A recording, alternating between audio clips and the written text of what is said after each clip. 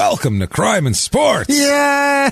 Yay! Oh my goodness, you have no idea how tenuous this episode was, how precariously this thing hung by a thread. We are officially hitting record here and starting at 12:27 a.m. So you're going to get punchy James and Jimmy today is what you're going to get. Punchy Crime and Sports. I don't know whether to be angry or thankful. It's travel disasters, but we're getting an episode out. We don't care. No. Thank you guys so much. Thanks for everything you've done for us this week, first of all. If you haven't done it yet, all the people who have done it, thank you for your reviews on Apple Podcasts. You're amazing. They really, really help a lot. We don't know why. Yeah. We have no idea why. No. But for some reason, those reviews help a lot. Give us 5 stars. Doesn't matter what you say. Say, they made us do this. Right. We're following instructions. Doesn't matter. Yeah. It's not for our egos. It's for business purposes. I think you can do it on Stitcher too. So if you listen on Stitcher, do it there. Wherever you can review, it helps a lot. Also, go to shutupandgivememurder.com for everything crime and sports and small town murder related. And if you're not listening to Small Town Murder, what's wrong with you? You're missing a boat here. Yeah. It's a beautiful boat with lots of good food on it and stuff going on. It's a fun boat, and you're just like, nah, I'm gonna sit here. It's like a rotting dock. You're just like, I don't feel like it. You're missing a party, damn it. Get on that. Go listen to Small Town Murder right now, but not actually when you're done with this episode, though, because this is one of the craziest episodes we've ever done, by the way. It's a wild, harrowing tale of insanity. Death-defying does not even start to begin to tell you about this. Well, that'll keep me awake. You're going to be awake through this. Both of us, it's going to be awake just through the story itself. From this insane story. Also, if you want to be one of our heroes, shutupandgivememurder.com, by the way. See, this is what happens when we're punchy. Right. Almost forgot. Get all your merchandise there. Do it. Tons of new stuff up there. Also, tickets to the one live show that's for sale right now. By the way, we're supposed to be this week getting our slate of 2020 shows. Awesome. So we'll be able to announce to you very soon in the next couple weeks. But the one show, April 8th at Zanies in Nashville, Crime and Sports Live, still has, I think there's like 20 tickets left. So get your tickets right now, and let's get that thing sold out. Everything else, all the Small Town Murders are sold out for the rest of the year. You guys are unbelievable. You guys are awesome. Thank you for everything you do. And if you went on social media and heard any of the people who went to the Phoenix show, Crime and Sports Live is insane. It's a blast. So you want to be there. It's Crime and Sports with you turn to 10 and then the knob broke off like an old radio set. Break off the knob, and that's like a shitty old radio station. Like on Family Guy, they would do that. Turn it up and break the knob off. It's imitation of some shitty, cheesy radio. WZZZZZZAM. This morning radio. Right. Turn it up and break the knob off. WZAM. One of those. Imagine if we had to do that. Imagine if we had to do like a goofy we'd be this tired, except we'd have to not say fuck that. That'd be the problem. I don't know how those people do that. I don't know either, but also, if you want to be one of our producers, you can do that very easily. One of the people who we gush about at the end of the show. Keep us from doing that. Yeah, keeps us from doing that. Thank you for that. That keeps us from being not a morning zoo. Right. We appreciate it. You guys, you can become one of these fine people over at patreon.com/crimeandsports, or head over to PayPal if you want to make a one-time donation using our email address, crimeandsports@gmail.com, and you can get to both of those right from our handy-dandy site, shutupandgivememurder.com. And honestly, every dime is so appreciated, and you're the reason why we'll sit here at 12:27 a.m. and go, I guess we're recording this now. Without you, who gives a shit? That's the thing. Yeah, we can push sponsors off another week or whatever, but we feel bad not giving you guys an episode. So you're getting an episode, damn it, and you're getting one of the craziest episodes we've ever had. And it might be, I didn't look it up, I can't remember if it's him or Leslie Hylton is the oldest, the farthest back we've ever gone. Oh, cool. But he might be born earliest of anybody else in crime and sports history here. Right. He definitely has 3 firsts that he pulls off, this guy. Okay. 3 crime and sports history firsts, this man. So it's it's a wild one. Buckle up. It's appropriate. He's a race car driver, so it's appropriate. Were those available in this time? That's the thing. Not really. No? This is before safety precautions. This is when multiple people died in every race. Jesus. And it was like, well, I mean, what do you expect? Of course they're going to die. I don't know. It's insane. The heartless side of me makes that more fun. That's you know what I mean? That's the thing. They knew They knew the fucking rest. These people were nuts, too. Yeah. They were all crazy. Let's talk about it. The guy's name, Cavino Michel Petillo. Cavino's his first name. Cavino, C-A-V-I-N-O. Michel Petillo goes by Kelly Petillo. That's what everybody knows him as. May as well. But he's born in 1903, so back then you want to de-Italianize that as much as you possibly can as well. You want to let's anglicize that a drop. What do you say there, Chief? It's just not really good for back then, and that's the funny thing too. You get the word that the Olive Garden will use as a pasta dish. The fuck out of your name. All you can eat Cavino. That's all you can eat baked stuffed regatta Cavino. That's comes with unlimited salad and breadsticks. Right. You eat that and you break the knob off. That's how you do it. God damn it. So Kelly Petillo, it's funny too. This guy back then. Now Italians everybody eats pizza all the time, and people like eat our food. Everybody's seen the movies, and we're pretty much in American culture at this point. But in the early 1900s, we were still definitely an other type of thing. In every single article about him, it starts out and they'll give some adjective like he's kind of chunky. So they and most of the time they'll be like the doughy Italian, but Jesus. He's not born in Italy. He's born in Pittsburgh, but he's the doughy Italian. They call him That's awesome. The Italian from Los Angeles. Like it's insane. It's weird as shit. Yeah. It's just funny back then. I mean, they didn't call him the N-word in the paper, so that's better than if he was black, probably. But still, it's not great. It's not terrific. We did find out the origin of Dago this week. We did. We actually did. That was good because there's just tattoo parlors with Dago tattoos in Texas. We're like, what the fuck? With a Z, hey, right? fuck you, man. Yeah, we were like... I was like, which one is worse, Dago or WAP? Because WAP is just pronouncing the Dago acronym on something. And Dago felt a little more angry. They usually go together, though. Right. If you WAP, Guinea, Dago, bastard, right. it's a whole... It flows, With bastard on the end, that's when you know it's the insult. You can throw other ones in there, too. There's a bunch of other ones in there. But we found out that it's essentially the same as calling every Mexican guy Diego. Yeah. Because that's a Mexican guy's name. Yeah. Dago, it translates to James. Yeah. It's extra. So it's extra. It's a direct insult. I was like, I feel like Dago is more insulting. Yeah. Not just an insult to the people, especially a Guinea named James. Especially him. Whoever loves that word hates my co-pilot. That's right. Back then too, that's amazing. It's true too. We looked it up driving through Texas because there's not a lot else to do driving through Texas. So except get speeding tickets for apparently false speeding tickets for speed shark. We're not going to talk about the speeding ticket because we'll talk about that at live shows this year. That's fine. We have plenty to discuss there. So back then it's funny if you look at articles about Joe DiMaggio when he first came up in the late 30s. There's an article in Life magazine about him. It's a famous article where it's the funniest thing. I mean, to me, it's funny. I'm sure there's old Italians that are probably insulted by it, but to me, whatever. And it's like, you would think that he likes this, but he actually likes Chinese food and he doesn't even smell like garlic. That's literally the end of the first paragraph. And he doesn't even smell like garlic. Isn't that amazing?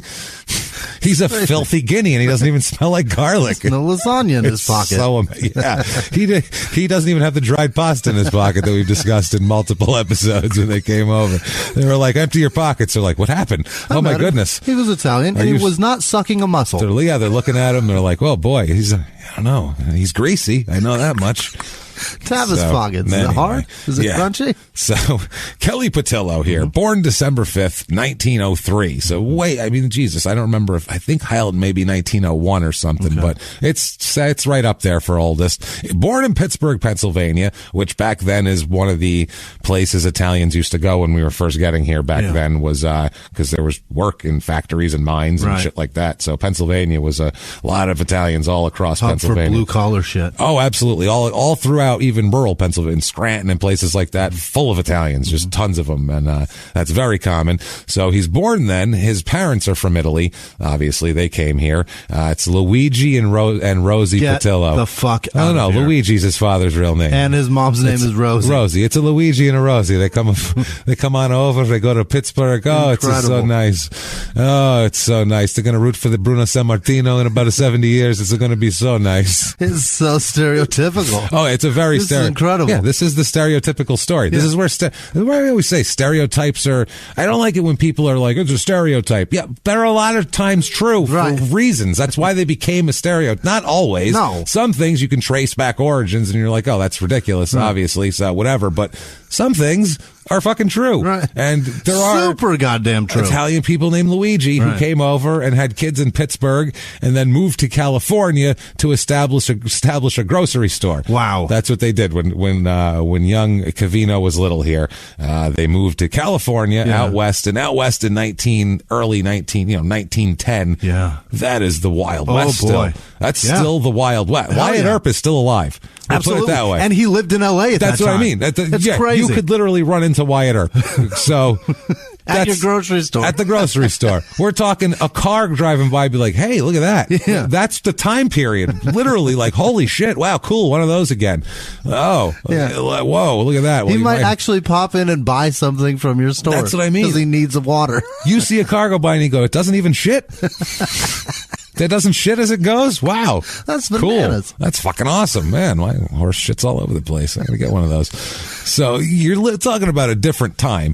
A time when Italian people moved to Compton. Because that's where they set up their grocery store where they lived was in Compton. Unreal. In LA there. So that's think it still exists? No. In the building? No. I'm sure it was burned down in a riot at some point. I assume. I don't know. Reginald Denny was beating the fucking bread aisle? After Koreans took it over 50 years ago when the Italians moved out or something. I don't know what happens here. That's how things work, apparently. Some bricks through the window, for sure. Yeah. Italians are always it's weird. They're the minority bellwether. Not that they're minorities, but they're the minority for bellwethers. And back then, they're the bellwether of the minorities, basically, of back then. Okay. They're the canary in the coal mine. Wherever they go, that's where minorities after them come. Okay. You know what I'm saying? Like Spanish Harlem used to be Italian Harlem. Okay. And then Italians moved out, and everyone came from Puerto Rico and the Dominican, and they moved in there, and that's how it worked. Like the Bronx, Italian neighborhoods that were Italian neighborhoods are now other ethnicities neighborhoods. That's how it worked. Wherever they came first, they were like the first ethnic kind of, not the first because there was Jewish people here. There was just less numbers of them. Right. There was just the first of mass quantities in a specific area. And we're not talking about Germans and Irish, because if you're German and Irish and if you can speak English, I know there was a lot of anti-Irish shit like that, but you could fucking pass. Right. If your fucking name is Luigi and you are olive skinned and shit, people are going to go, you dirty fucking guinea. You weren't going to pass for shit. You know what I'm saying? Like you're fucking Italian. Look at you. You're walking a fucking donkey. There's a goddamn monkey running around. You're wearing one of those fucking hats. You're a fucking guinea. I see it in your face. So but they would come in, and then whenever they would move out, that's when they'd be followed. So that happened. Okay. That happened in every city, every major city there is. That's how it used to be. Yeah, that's why Little Italy is always in the middle of shit that has nothing to do with no Italian people, because that's where the Italian neighborhood was, and then it's shrunk down to one street with 3 bakeries and a fucking Italian restaurant and a store that sells flags and and the Italian fuck restaurant, your mother T-shirts. Right. The Italian restaurant isn't even that good anymore. No.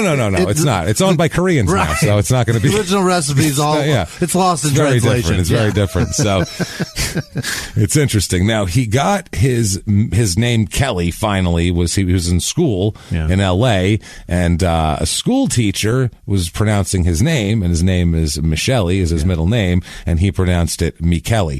Was how the school teacher pronounced it. So that's how he got Kelly. Got it. And people just started calling him Kelly because it sounded easier than Covino. Right. There's no other kids named Covino running around probably. So he ended up just taking it and saying, fuck it, my name's Kelly, I guess. So much easier. It's easier, and he felt probably a little less, crazy with it. Trust me, those names, I dodged a bullet, man. I dodged a bullet. My parents told me they actually, I know my father listens too, and this fucking happened. You've told me about it. They actually, I don't know how briefly, I don't think this was the pen wasn't hovering over the birth certificate or anything, but super close to landing on Dago? It was almost Dago Wapkini Faster Petrogalli Luigio. It was almost my name. That was Petrogalli. It was almost enough. My name, they actually for a brief moment considered, well, both of their grandfathers' names, and which would have been Gaetano Biagio Petrogallo. Which no. Just fuck no.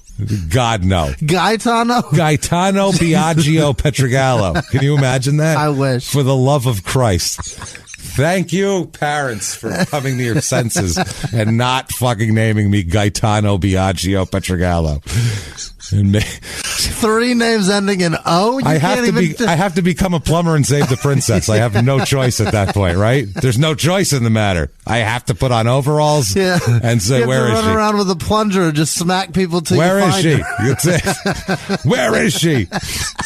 Where's the fucking dragon as I beat people with a plunger? Unreal. What are you talking about? Where's the turtle dragon thing with the spikes and shit? Fine. Give me the all-you-can-eat Cavino. Can't take it anymore. You can put any form of meat in front of that word. Oh yeah. Try the chicken Cavino. It's a lobster Cavino. It's a in a light. I can see it. You can see it in a light. It's all got. It's a pink sauce. Yeah. The lobster Cavino's a pink sauce. It's like gnocchi. It's got a linguine. Yeah. Oh, absolutely. What are we talking about here? Al dente. It's not well done. What are we going to do here? We're going to be mushy. Are we going to pile of mush now? Just a pile of fucking mush with pink sauce on it. I don't think so. Put clams in it if you want. I figure, yeah, you could put clams on it. I mean, it's optional, but I like a Fra Diavolo Cavino. That's what I like. I say, spice it up for me. Let me get the Fra Diav. Fra Diav my Cavino, please. Every fucking time. I guarantee you there's an Italian restaurant with that as a dish. Somewhere in this country. Absolutely. There is a Fra Diavolo stuffed Cavino that you can order.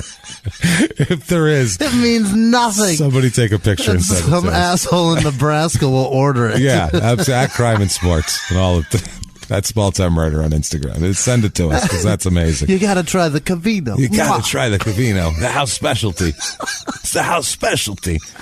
So ridiculous. So Kelly learned how to drive while working for his family's business. He would drive the fruit truck back and forth over the San Gabriel Mountains from Fresno to get the fruit and back to the grocery store. So he would drive. We're talking Fresno to L.A., and we're talking before fucking freeways. We're talking 1920. We're talking before the roads were good, before cars had good suspension. Yeah. This is a fucking fruit truck. This isn't a Cadillac. Right. You know what I mean? This isn't Al Capone's flatbed. This is a goddamn wow. You're feeling every bump hard. This is and he would drive like a maniac. Right. And everybody like in town was terrified of the fucking crazy kid in the goddamn fruit truck. He drove like a fucking lunatic, and this guy has no fear whatsoever. Really? Whatever that fear thing is that people have where your adrenaline goes on, he's just like, it's fine. And he just goes faster. As long as he's behind the wheel, he's okay. Totally fine. Yeah. Or anything. He's just a crazy son of a bitch. He's okay with it as long as he's the one controlling. Yeah, he's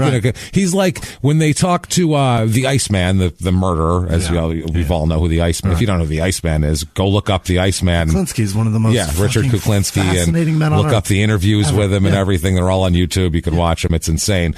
But they talk about him, like they tell him that like at the end when he talks to Park Dietz, he actually says, "What's wrong with me? What do you think about me now that you've talked to me and all that? What do you get out of this? What do you get?" And Park Dietz says, "Well, I think you." Imagine if he was just honest. Imagine if he was just like, "Oh, you're a fucking maniac. Are you kidding me? Have you listened to yourself for the last?" The word sociopath. Holy hell! You are probably the most fucked up person I've ever talked to. And I'm a doctor. I have gray hair. I've been doing this a long time. Like they call me in when people are super fucked up. Right. You're the worst, sir. So is that good, or do you want like specifics? Do you remember 8 hours ago when you told me you'd tie 2 cats' tails together? Yeah, that right there. You should know. You're fucked up, sir. With the means, you could be Hitler. Right.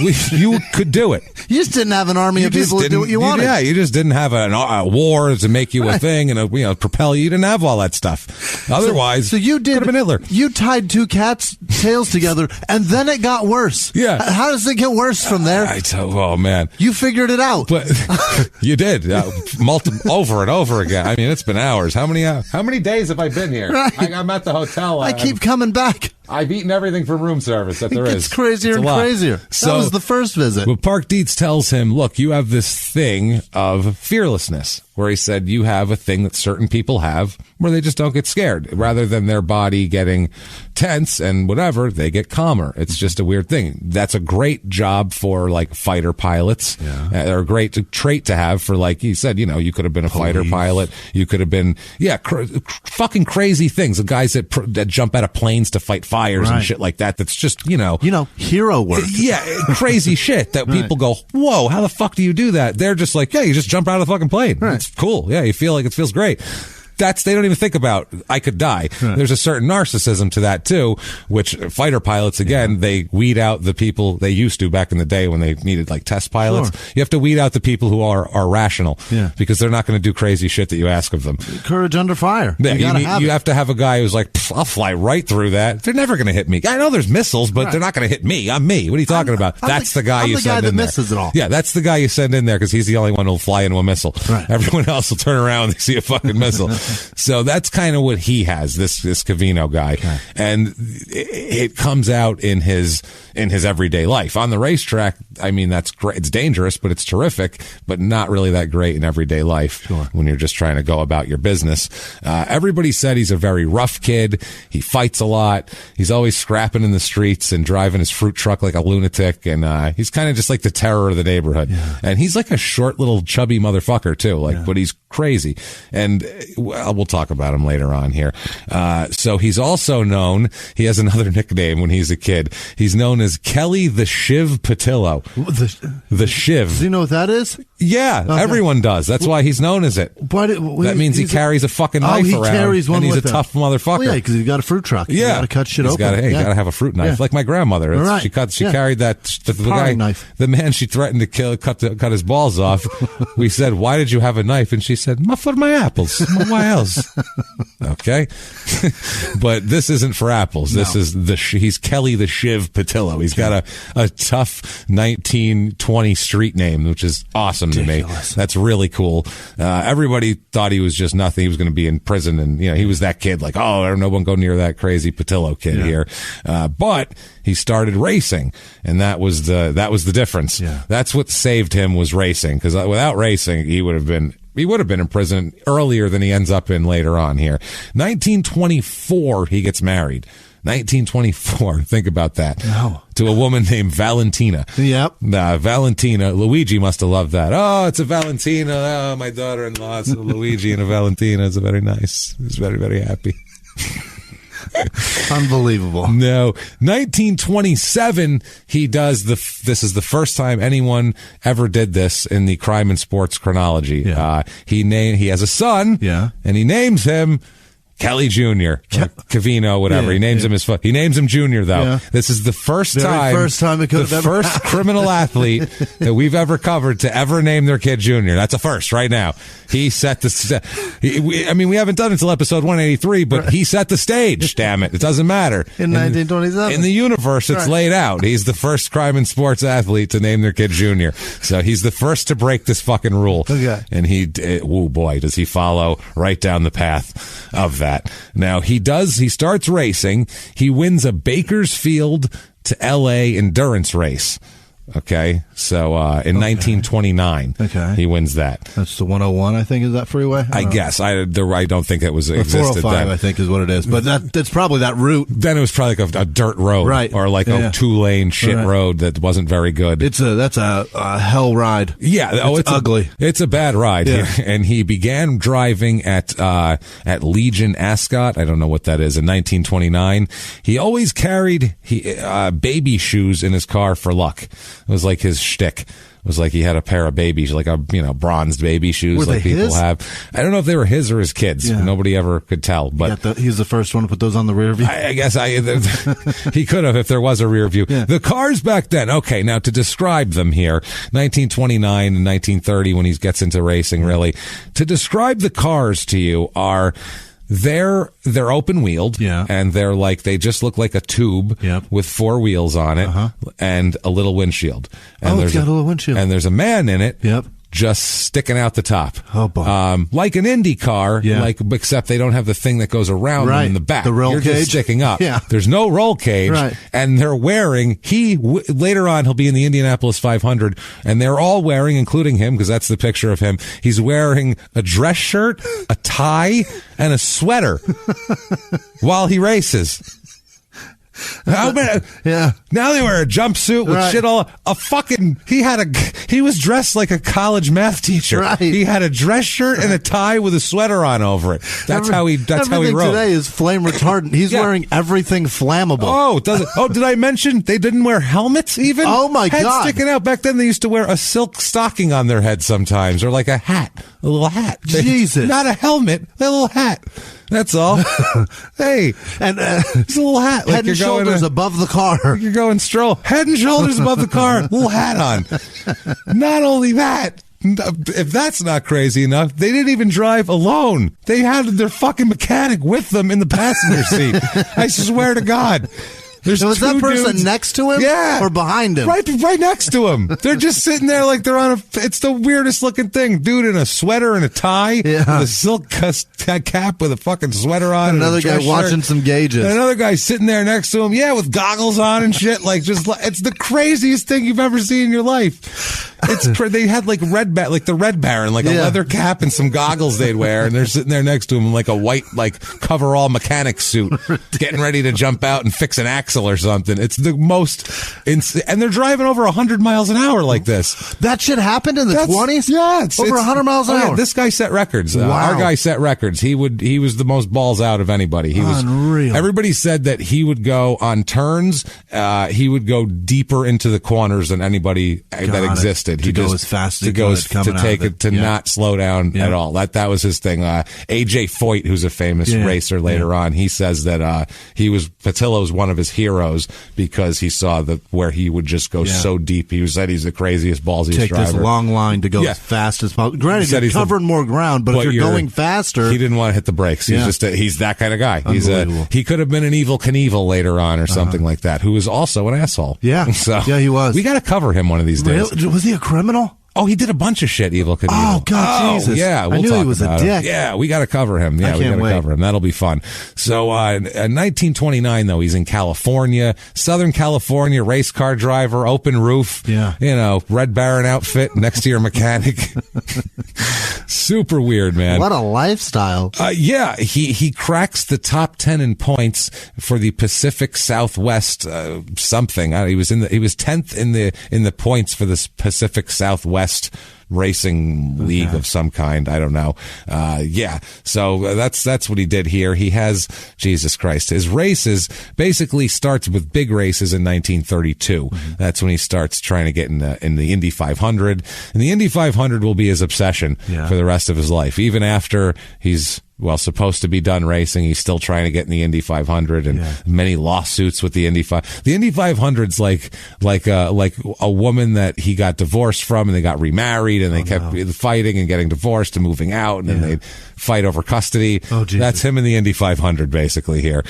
So he, in 1932 though, he drove a car that they called Poison Lil, I guess here, and he got a victory at Legion Ascot in a 30-lap race there, and it was a lot of other good racers. It was like an exhibition, but there was a lot of other good racers in it, and so he kind of became a well-known guy after that. All the other racers took note of him, sponsors, people with cars, shit like that. It's like in a pro-am tournament. That's what it is. Yeah, it's exactly kind of what it is here. October 1932, he won 3 more races at the same track and then finished 8th in the Pacific Southwest points rankings here, behind a bunch of other guys that nobody's ever heard of. But that's the thing. This is one of our first guys that we've done that I know no one who's listening right now every name knows who the fuck this is. Maybe you saw it on a list of criminal athletes, and it's not even on lists of criminal athletes that much. So, I mean, you'd have to dig into it to really see what he was. But no one's like, I used to watch him as a kid. You'd have to be 100 years old. And that's another thing I'm going to bring up. A lot of this stuff is from newspaper accounts from the days.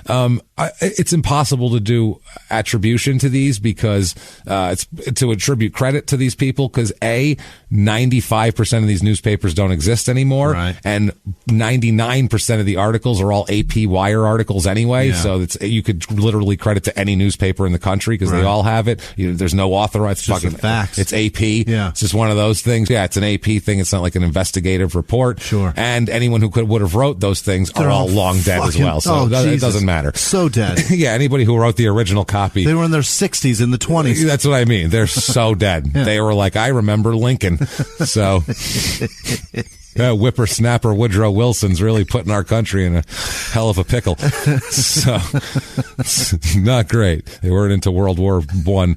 So he became consistent, I hear, from 1933, and by 1933 started really finishing races and crashing less and spinning out and shit like that, or having less mechanical problems, because early in his career he was known to mess cars up because he drove them so hard. Yeah. Cars were different back then too, and they weren't. There was a certain way to finesse them. Right. There wasn't as much give. Yeah. So it was a very, very, very different deal here.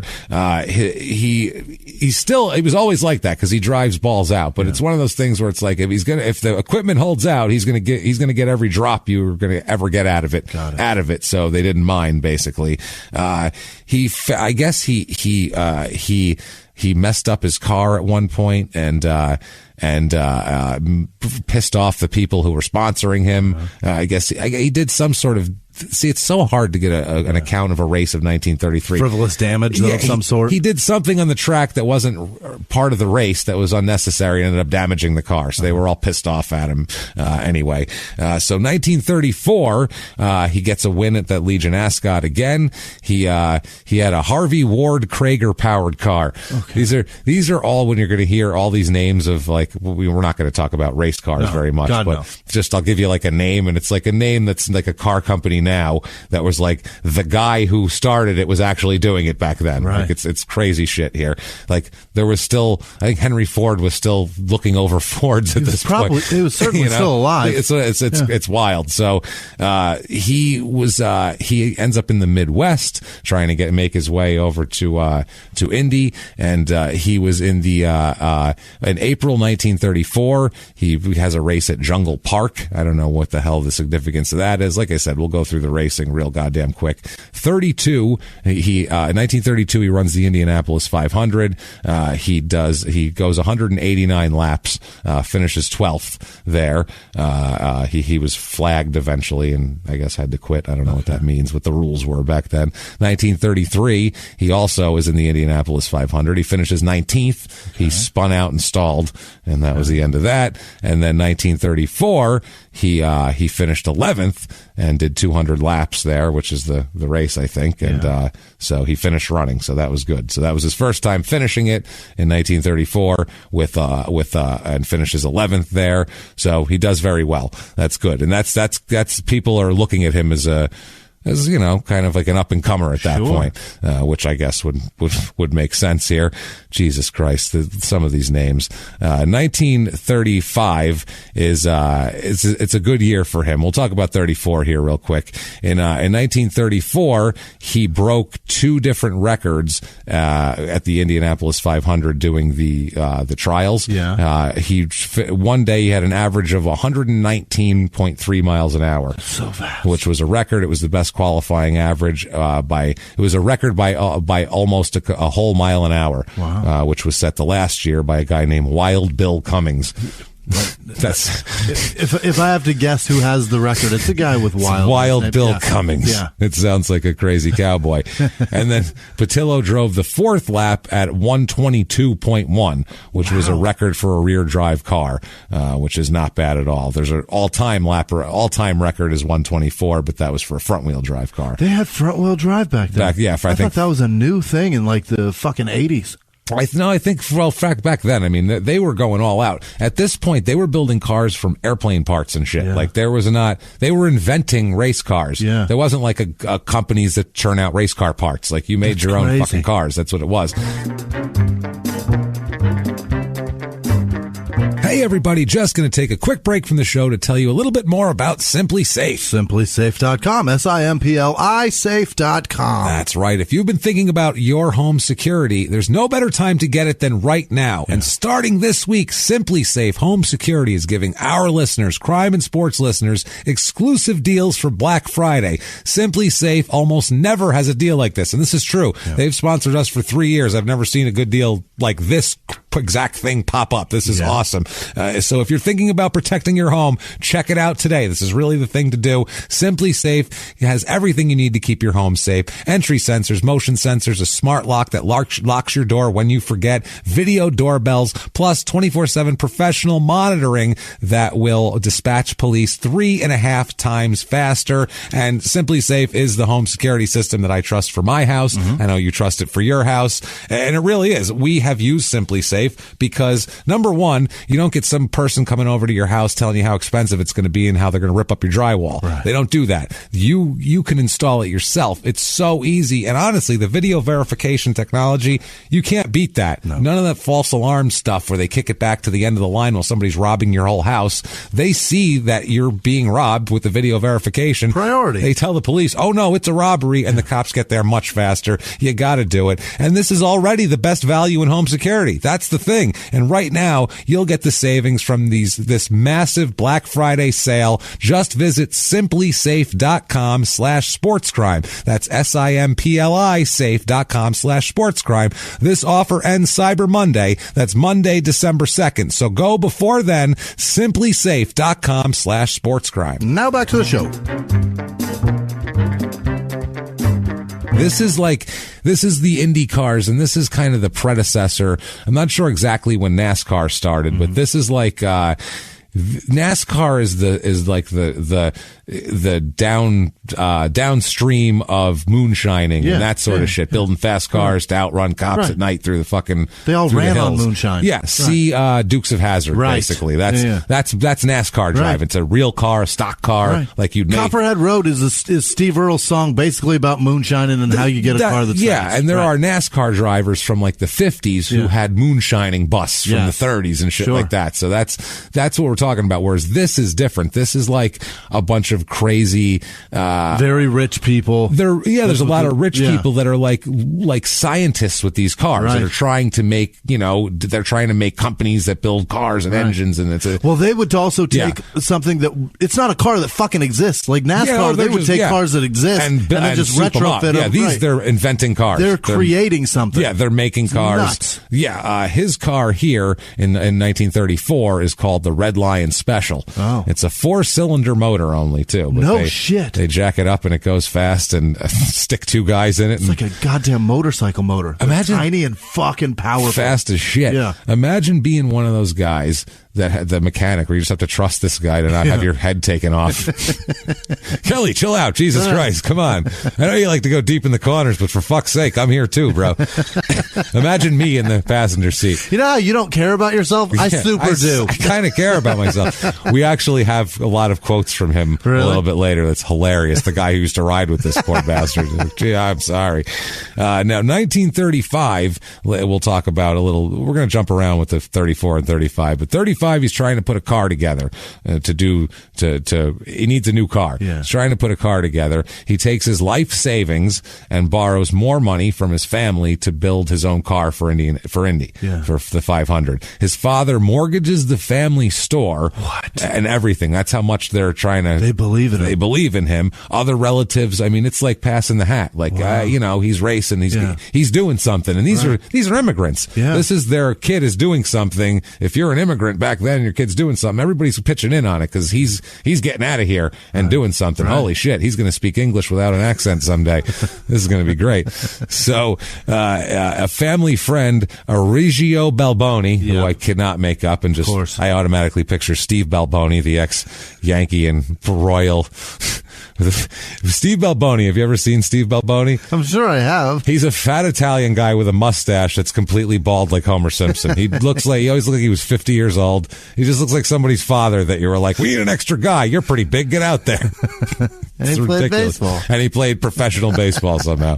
Terrible hitter. Well, he had of course he was. One good year for the Royals or something, and then the Yankees get him, and he was terrible, obviously. He'd hit like 215, but every once in a while, he'd get a hold of one, and you'd just be like, holy shit. Guy's got some talent. Man, Pops, you fucking crushed that thing. If he could do that every time, that'd be nice. Unbelievable. So Balboni ran an aircraft salvage yard, and he allowed Kelly to come in and pick through the wreckage, basically, of all these airplanes and take whatever the fuck they needed. Just rivet pieces together. To build cars from airplane engines. So, I mean, that's crazy. Yeah. First of all, think about the danger in just building this insane car and then being like, I'm going to drive it as fast as it goes. You know, my head's sticking out of the top of it. We'll see how it works.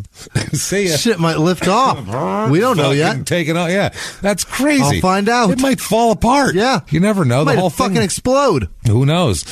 So they did this. A guy built the body, and then Kelly made the rest of the car in his own shop. The front axle came from a wrecked Plymouth. The transmission came from a Studebaker.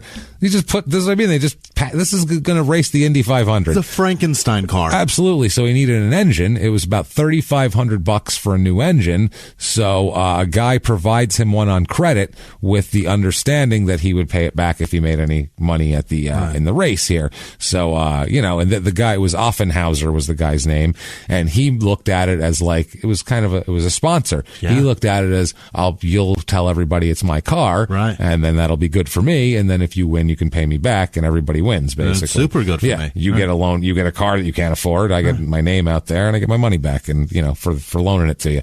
So he qualifies for the pole and ends up being disqualified for a fueling rule. And then on his second attempt at the pole, his engine blew. So oh no, he's having problems. So he got the engine repaired in a local repair shop. He went to a gas station and we're like, you got to fix my Indy car. They're like, all right. What do you got there? What the fuck is that car? Studebaker axle? Okay, well, I don't know. Just rivet some shit in there, I guess. I don't know what I'm supposed to do here. How am I supposed to match this? Jesus Christ. What's happening? I mean, I know I'm drunk, but this car makes no sense to me because everyone was drunk back then, but it still makes no sense to me at all. So, this is silly here. So he goes to the Indianapolis 500 and, this is his kind of his big race here. He breaks, the 34 when he broke the records, trying to qualify and 35 he started in the last he only finished, he's never finished in the top 10. He finished 11 was his best time. So he comes out crazy in this race, right? He gets going at the 100-mile mark. He was in fourth place, and then he passed some people, and he was in third at 125, and then in the lead at 175 miles. Wow! He stopped for gas while he was in second place. This is the only time we'll talk about a race in specifics for the rest of the show, so don't worry. It's going to be pretty much all crime from the rest of this on. All right. Literally, once this race is over, fucking buckle up. It's all over here. So he's in second place for the next 50 miles, and then somebody else regained the lead, and then he regains first place at 225 miles, holds it for the next 100 miles, at another stop at 350, drop back and forth, and then at 375 he gets out in front and never loses his lead. Wow. The last half hour of the race, I guess it looked like it was going to storm. The whole sky got super black and looked like it was going to open up. Finally, rain starts to fall, and they had to slow down to 75 miles an hour for about 30 miles an hour. They do the caution deal. Yep. This is, back when that was barely a thing, I'm sure. And they sent people out for the last 25 miles were full speed, which is kind of exciting. It's basically a 25-mile race at that point, which is pretty fucking cool. This is great. That's pretty fun. Yeah, you're going to see. That's the thing about NASCAR or any of these races.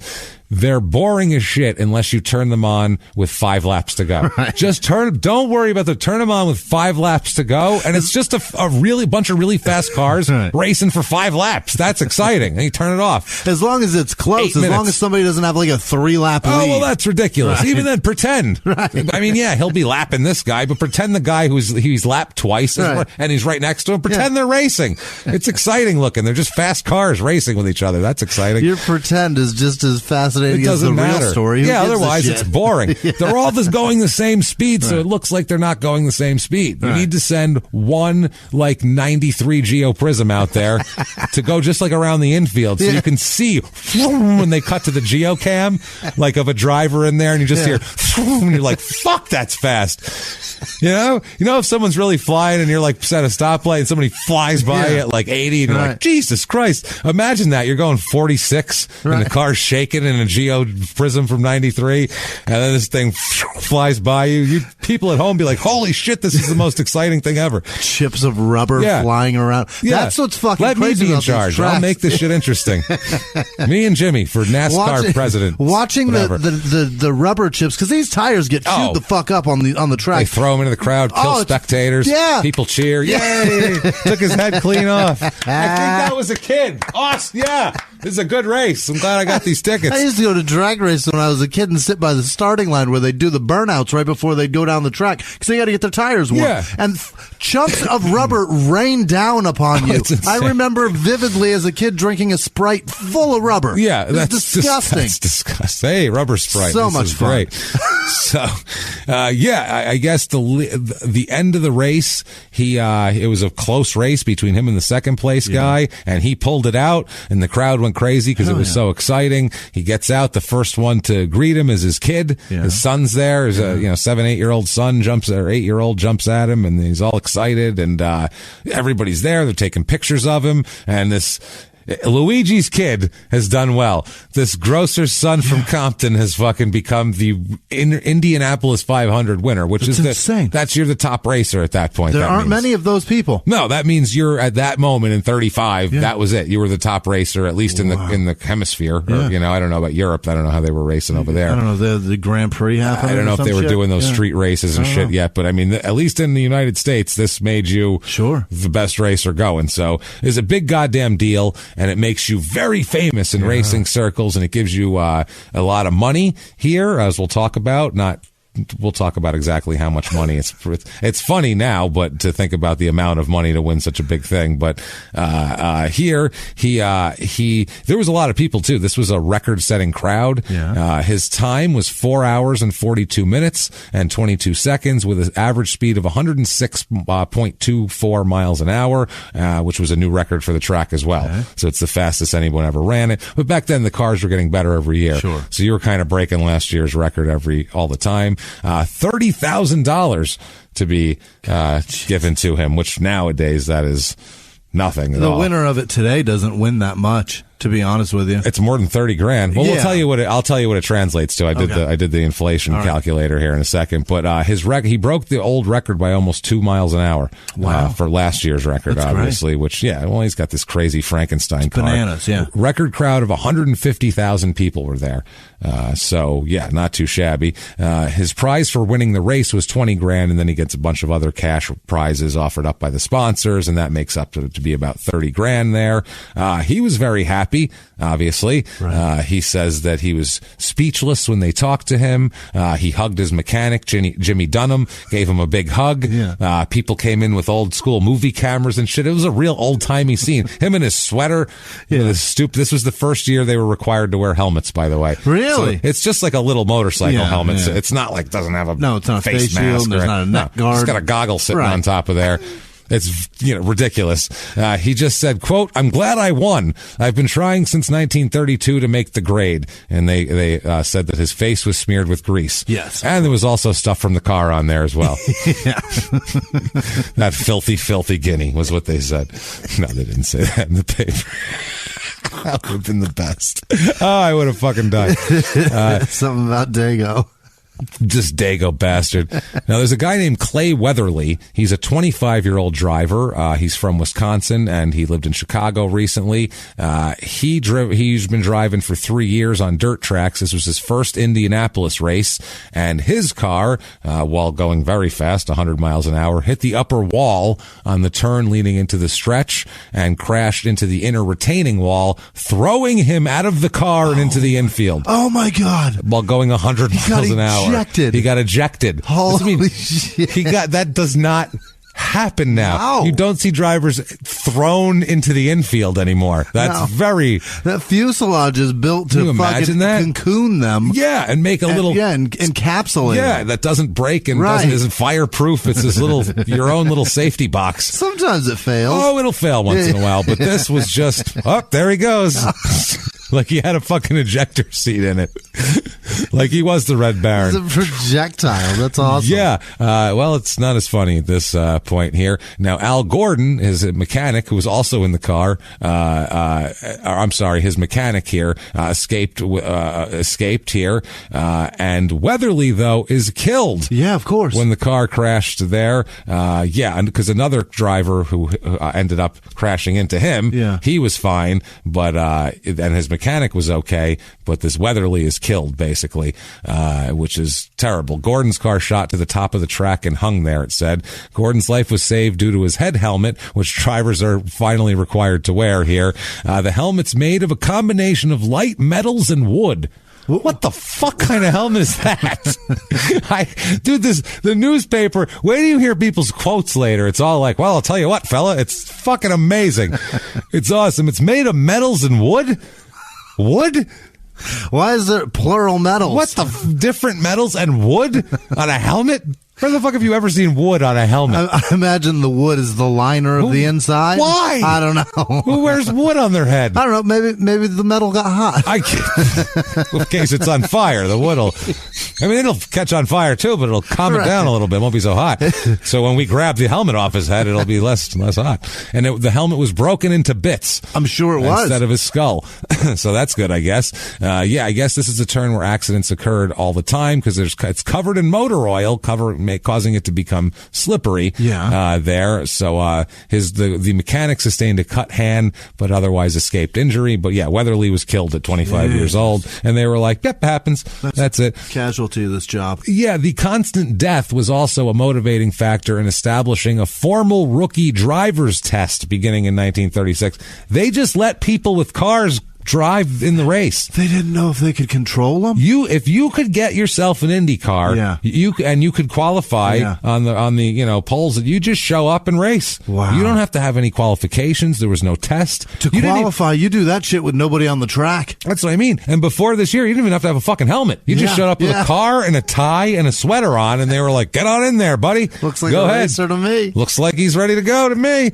Fucking crazy. So, I mean, that sucks, though. All these people dying like this, just racing unnecessarily. I mean, it's a bummer. It really is. Looking for bragging rights, essentially. That's what it was, because they're adrenaline junkies back then. They had nothing else to do. Right. I mean, it's a bummer. But you know what I'm not bummed about, Jimmy? The sales. The sales. Oh, we're back with the sales. This is in the Boston Globe in May of 1935. Oh, boy. So, if you happen to be in Boston in May of 1935. I just got out. It's amazing, too. If you stumble upon a time machine, tell you what, I was going to say you'll have this episode, listen to it, but your Wi-Fi, your phone probably won't work. So, jot this down. So that way, when you show up, people will be like, "Oh my God, you're from the future," and you'll be like, "I know, I have to get to the store because there's a sale going on." They'll be like, "How the fuck do you know that?" They'll think It starts tomorrow. It's amazing. This is at the A&P, which it's a grocery store. I don't know. East Coast chain. It's an East Coast, grocery store there. I don't remember what it stands for. I don't know. Assholes and pussy twits. I have no idea. But if you're going to the A&P, it's a grocery store. Oh, they say they have, quote, more meat values here. We have chickens, fancy milk fed is what it says. The food back then is way different, by the way. This is 1935. We have chickens. Chickens is what it says in the ad here. Chickens, as I'm showing you. Fancy milk fed to broil or fry. You can't bake it, though. You're not allowed to do that. It's not unhealthy enough. Where have you ever seen it with a plural? Anytime Chickens. recent, it's always just chicken. Chickens. They have chickens, 2.5 pound average, 27 cents a pound. That's a whole chicken. For chicken. So you could get a whole chicken for like 80 cents, which is pretty good. What are you having for dinner? Chickens? Chickens. Lots of them. Lamb forays.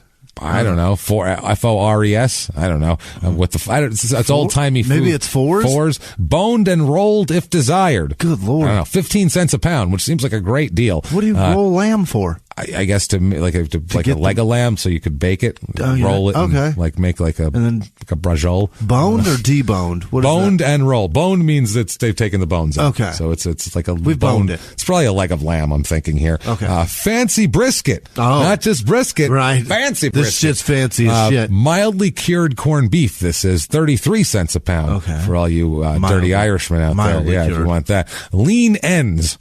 Ew. I don't know. Mildly cured, it says. 29 cents a pound. Veal legs. They have all the meat. Fresh fancy white milk fed, 23 cents a pound. And finally, boiled ham is on sale, everybody. The English are going to love it. Sliced and mild, 45 cents a pound. And for your sandwiches, mayonnaise is on sale, 41 cents a quart. So...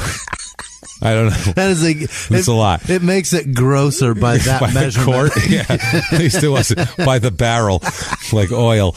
By the scoop. An 8-ounce jar is 12 cents. So that's good. Seems like a deal. And you can also get some Chatka crab meat, 2 tins for 43 cents. Tin of crab meat. Tin of crab. And also, what is this here? Finest, Finast, F-I-N-A-S-T, I don't know if it's a brand, oven-baked beans, 2 large tins for 27 cents. Okay. Not too bad. So what was it like to race back then? I'd love to know. Let's talk about this. All right. They're talking to that mechanic that he rode with, the Dunham guy.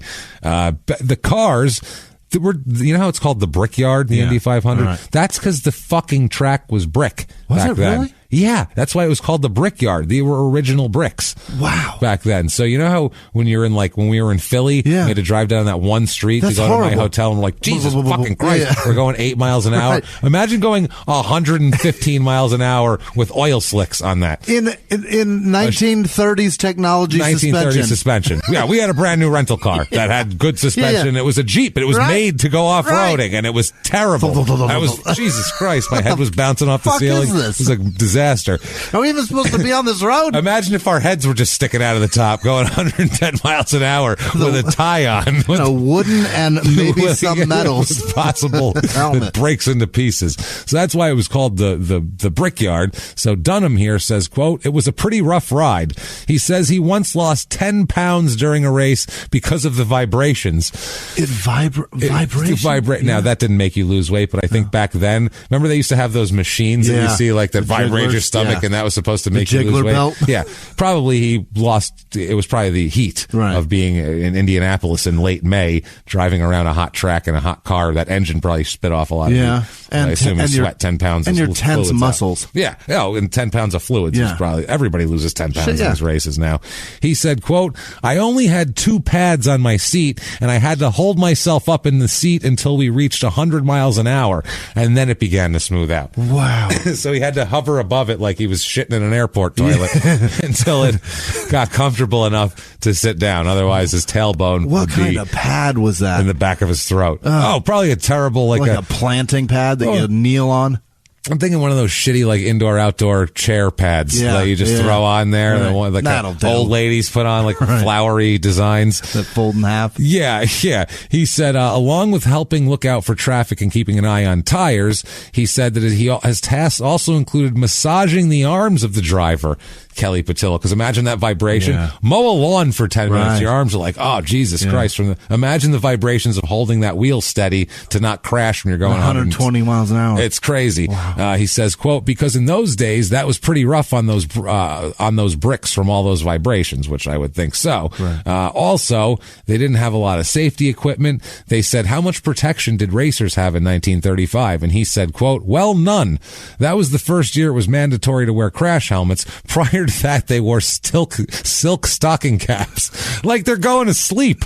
Like they're Ebenezer Scrooge laying down to fucking sleep on Christmas Eve. About to take a nap. Yeah, that's nice. Put my stocking cap on and drive 100 miles an hour around in bricks in a circle like a maniac. Hold the life of my mechanic in my hands at the same time.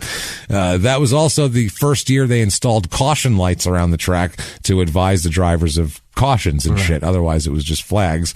And also, it marked the first time racers tried out radio communication between the drivers and the pit crews. Oh. So this was spotty even back then. Yeah. Before that, it was just, you're just out there. They don't know what's going on, how it is, or you got your mechanic with you.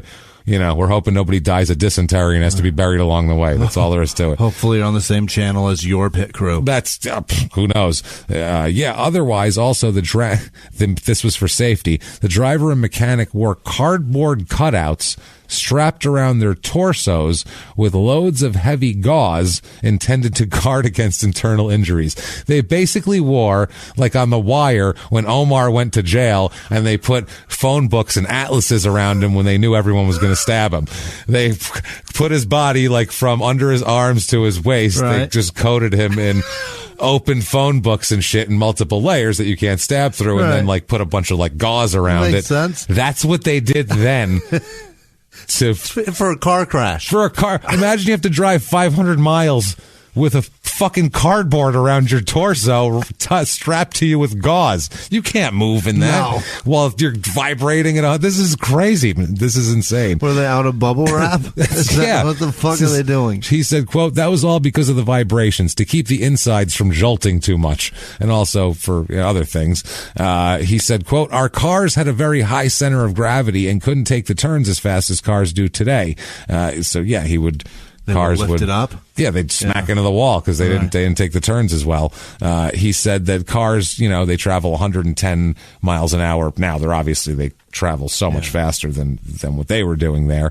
He said that they, when he was a kid, the mechanic said he fooled around with stock cars and then ended up learning about cars that were being built for the Indies and for the Indy race and shit like that. And Dunham met Petillo and they got along. They were both insane, and they were only together for a year though as a team. He said, quote, all drivers and mechanics dream of getting to go to Indianapolis, let alone to participate. I was very fortunate. I go one time and I win the race. So that wasn't too bad. They started in the 22nd position too and won the race, which is pretty goddamn good. Dunham said, quote, we broke every record that year, and Jesus Christ, 4 people died in that year's race. Wow. Weatherly was the story I could get the most details on, but 4 people died in the race. Casualties. 4 people died in this fucking race. Wow. And they were like, there was a long article. This guy won. Isn't this great? This was the race. And at the end, they were like, 4 people died also. 4 drivers died in the race. Like, that wasn't a big deal. That was expected. There's going to be 35. At least 4 or 5 of them are going to die. But I mean, hopefully we'll keep it to that. How crazy is that? That is insane. Those odds are not great. Just accepting that as a fact. 4 and 36 is not good odds you're going to die doing this. Lot. If someone said, hey, every time you do this, 4 and 36, you'd be like, fuck that. 1 and 9? Yeah. That's better than 1 and 10. Yeah, that's more than 10%. That's a lot. A chance you're going to die. That's a whole lot. Seems insane. I don't know. That just seems insane. So, Jesus Christ, man. So June 10th, 1935, this is after the race, he has to miss a race after he gets into an accident in a 10-mile exhibition race and breaks his car. So he's fucking around in a race and, tries to do some stupid shit and show off. Race that doesn't matter. Doesn't matter. Breaks his car. Has to miss a money race, unfortunately, here. So later in 1935, he wins some races here. October 13th, he wins a 100-mile race in Pennsylvania. And by the end of 35, he was the AAA National Driving Champion, which was the governing body there back then. He also, that year, a bunch of drivers tried to organize into the National Championship Drivers of America. We've seen this multiple times in multiple sports where top participants will try to break off and do their own league that's more of like a player-centric league. Okay. They tried to do that. The idea here was that the drivers would promote races to get bigger shares of the gate. They cut the promoters out, basically. That's smart. It is. You bring your audience and you get paid. It's comics putting on their own shows, basically, but successful. Yeah. Or they're trying to be successful here. And a bunch of guys did it. A bunch of guys you'll never hear of, all these people. They wanted Kelly Petillo, and he wouldn't sign up. He said that because if he signed up there, he'd have to forego, as the Indy 500 champion, he gets a bunch of appearance money for the AAA to make appearances all over the place. All that shit out. And he wouldn't get any of that for the rest of the year. So he said, I got a bunch of guaranteed money coming to me. You guys have a good time with your gamble. And he was in demand, and he wouldn't do it. And he liked being the Indy 500 winner. And finally, after 2 races, that organization shut down and dissolved. So he made the right move. He made the right, for the last time in his life, he made the right move. 1935, he made $40,000 total. For the whole year. For the whole year, which translates in 2019 money to $749,661.31. Not bad. Not a bad year for his first kind of, that's his kind of his coming out year. So that's not too shabby there. Grace. Oh boy. That's Grace. Oh no. From now on, it is nothing but in fucking sanity. Buckle up. Depression. Yeah. This is the Depression era. That's the other thing. To make $40,000 in 1935, right? You were the king of the world. Sure. I mean, that's a lot. Not the king of the world, but that's a lot of money in 1935, man. Run for president. People did. It was the goddamn Depression still. I mean, this is pre-World War II. Sure. 35. Hitler's still considered a decent cat. Right. That's how long ago this was. Literally, they were like, well, I mean, Germany's turning around. Like, he didn't come up with anything crazy yet. Not yet. Didn't try to take over anything else. People were just like, yeah, he's all right. He's like Time magazine. He's on the cover and shit. I mean, oh boy. That's how long ago this is. They didn't wear fucking helmets 2 years before this. So after that, he's going to be in the Indy 500 a bunch more times, but he's never going to finish above 18th. Going to finish 20th, 22nd, 18th, 21st, 27th. Never really. A lot of times his car breaks in the race, which happens a lot back then.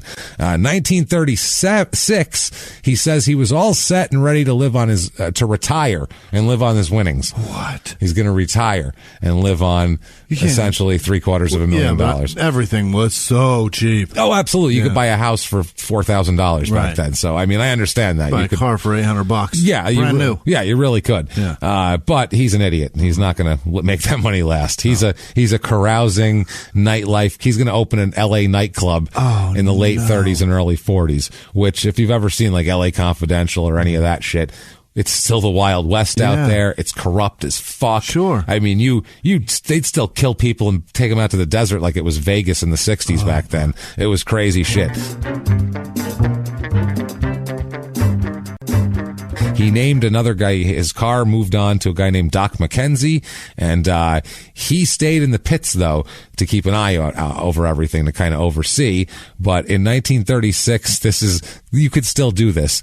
In 1936 at Indy, in the last stages of the race, his guy was running 7th. Petillo, when the guy came into the fucking pit, he said, get the fuck out, I'm driving. He kicked his driver out of his car and jumped in and ended up finishing in 3rd place. It wasn't in Indy, it was a different race. It ended up finishing in 3rd place, Not though. bad. Yeah, but he kicked it from He's Al Davis. He couldn't retire. Right. Yeah, Al Davis, if he put a helmet on and said, Ken Stabler, get out of there, I'm coming in to play quarterback, that would have been crazy. I got this now. If Steinbrenner was like, let's go, Jeter, take a fucking seat, I'm picking a bat up, you'd be like, what are you talking about? Right. You can't do what? You're in a suit. That was fine back then, though. Right. A bunch of there's a lot of crazy ass races back then, just a crazy interesting things to talk about. A couple of weird ones. In 1936, the first black driver, Rajo Jack, R-A-J-O Jack, drove a Ford stock car to victory in a 200-mile national championship at Minesfield Speedway. He won by 2 full laps. Wow. This guy kicked fucking ass, right? And this was everything was racially segregated back then. He had to say he was Portuguese, what? this guy. So, yeah, he just said said he was Portuguese and, quote unquote, and passed. They were okay with it. Yeah, they were. Yeah, that's what they used to do back then. In baseball, in the minors, they used to say a guy was Cuban. If he was late, they'd be like, "Oh yeah, he's Cuban or he's Dominican," and they'd be like, "Oh, all right, that was fine." And they just tell him to shut the fuck up, and they teach him like three sentences. Talk. They teach him like 3 sentences of Spanish, and that's what they used to do back then. I'm not shit you not. That was a thing. Fair to say. It's fucking embarrassing. It's ridiculous, and they all knew it. Yeah. That was the thing. Everybody fucking knew they were all lying to each other, but it was like as long as we all pretend there's not a black guy playing, then there ain't a black guy playing. God damn it! Ridiculous.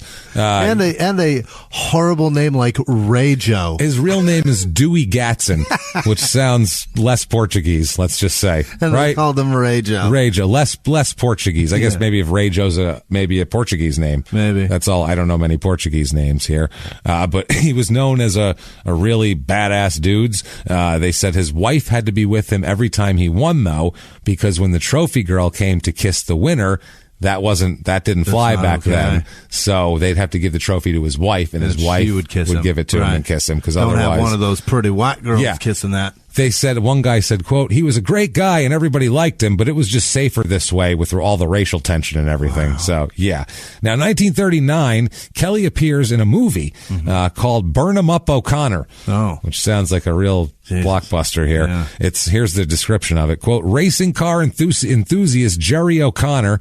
Isn't that the guy from... That's the guy that's married... Oh, that's Stand By Me? O'Connell. There you go. And his dim-witted mechanic, Buddy Buttle, wow. Buttle. Wow. Get their chance to join the crew of a race car builder, Pinky Delano. What are they doing? What is happening? Jesus. Wait till you hear who wrote this, by the way. Not who, but what he is. Who just suffered a setback when one of his drivers was killed by failing to make a turn on the track. Then, one by one, his other drivers suffer the same fate until it's Jerry's turn to drive the big race. Buddy tries an experiment and determines these were no accidents, but it's too late to help Jerry, who has started the race. So he's got to save his friend who's going to die in this race, apparently. He's very, very scared. Now, this is directed by Edward Sedgwick. The writer's name is Malcolm Campbell, otherwise known as Sir Malcolm Campbell. They knighted this asshole. What? Someone who wrote that shit got knighted.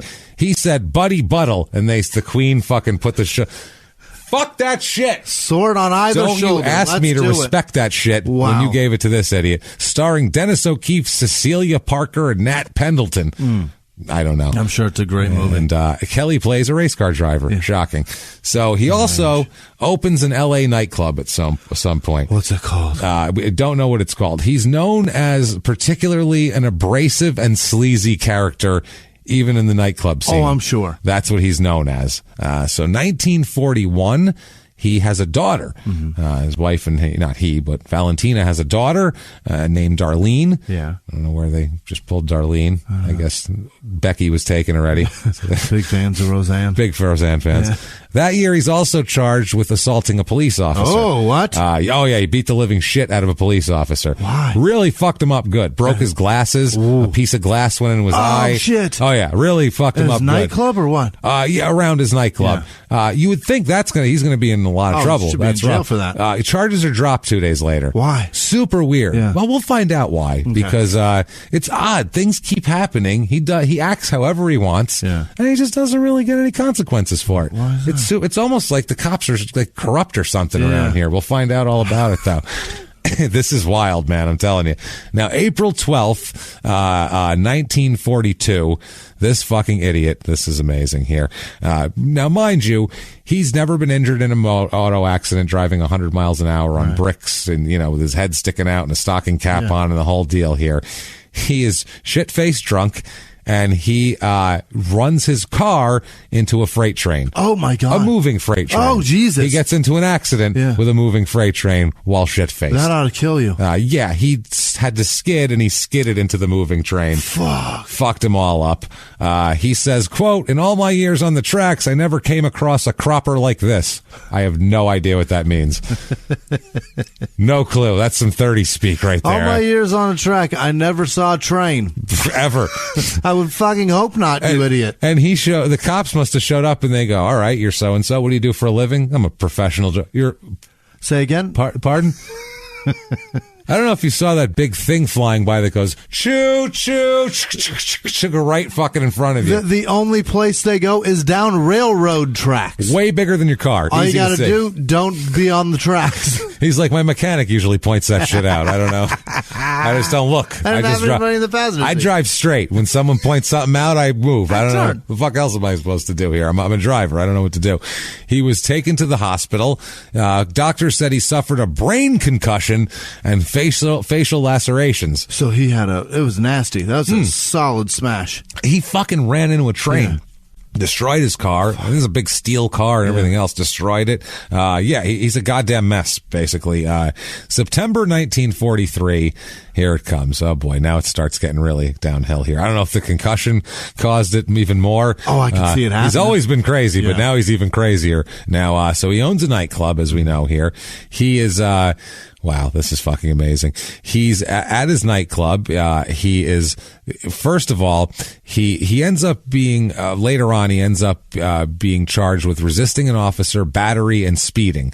Okay? He'll be found guilty of striking police officer N.C. Barkalow of the California Highway Patrol, who was going 45 miles an hour in a 25 mile an hour zone. The cop was trying to give him a ticket, and you had to sign the ticket. Right. And the cop was trying to urge him to sign the ticket, and instead, Kelly decided to beat the shit out of him. It's time to fight. He decided to fight him on the road.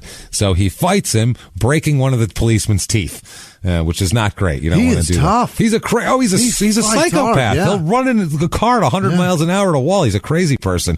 He's like fucking if you put Lenny Dykstra in a car. You know what I mean? That's not an insult. No. That's Lenny Dykstra would have been a good race car driver probably if that's what he was into, because he would run into a wall head first. He doesn't care. He's making the play is what's important to him. And whatever happens afterwards, I made that play. And that's they have the same mindset. Utter disregard for him. I'm making the play. I want to be good. And, and I think that's a lot of it too is I'm sure he had some sort of inferiority thing. This guy, Kelly, growing up probably and shit like that. He's got a lot of shit to prove. And, so, they sentence him to probation. He ends up, he's out on $500 bail, and he's fighting cops and getting pulled over. People are fighting Hitler right now. Right. You know that, right? Yeah. Like a lot of our country, they're literally fighting Hitler. And this guy's punching patrolmen in the fucking mouth because they want him to sign a ticket. We're not, see what I'm saying here? So, July 1st, 1945. So he operates this bar. He's there. It's about midnight, and he wants to close down. Okay. Instead, there's two Marines there who are drinking. These are Marines on leave, from the war. Right. You know what I'm saying? Yeah. Like, these are dudes who have been fighting Hitler. They've seen shit. They've been literally, they've seen some shit.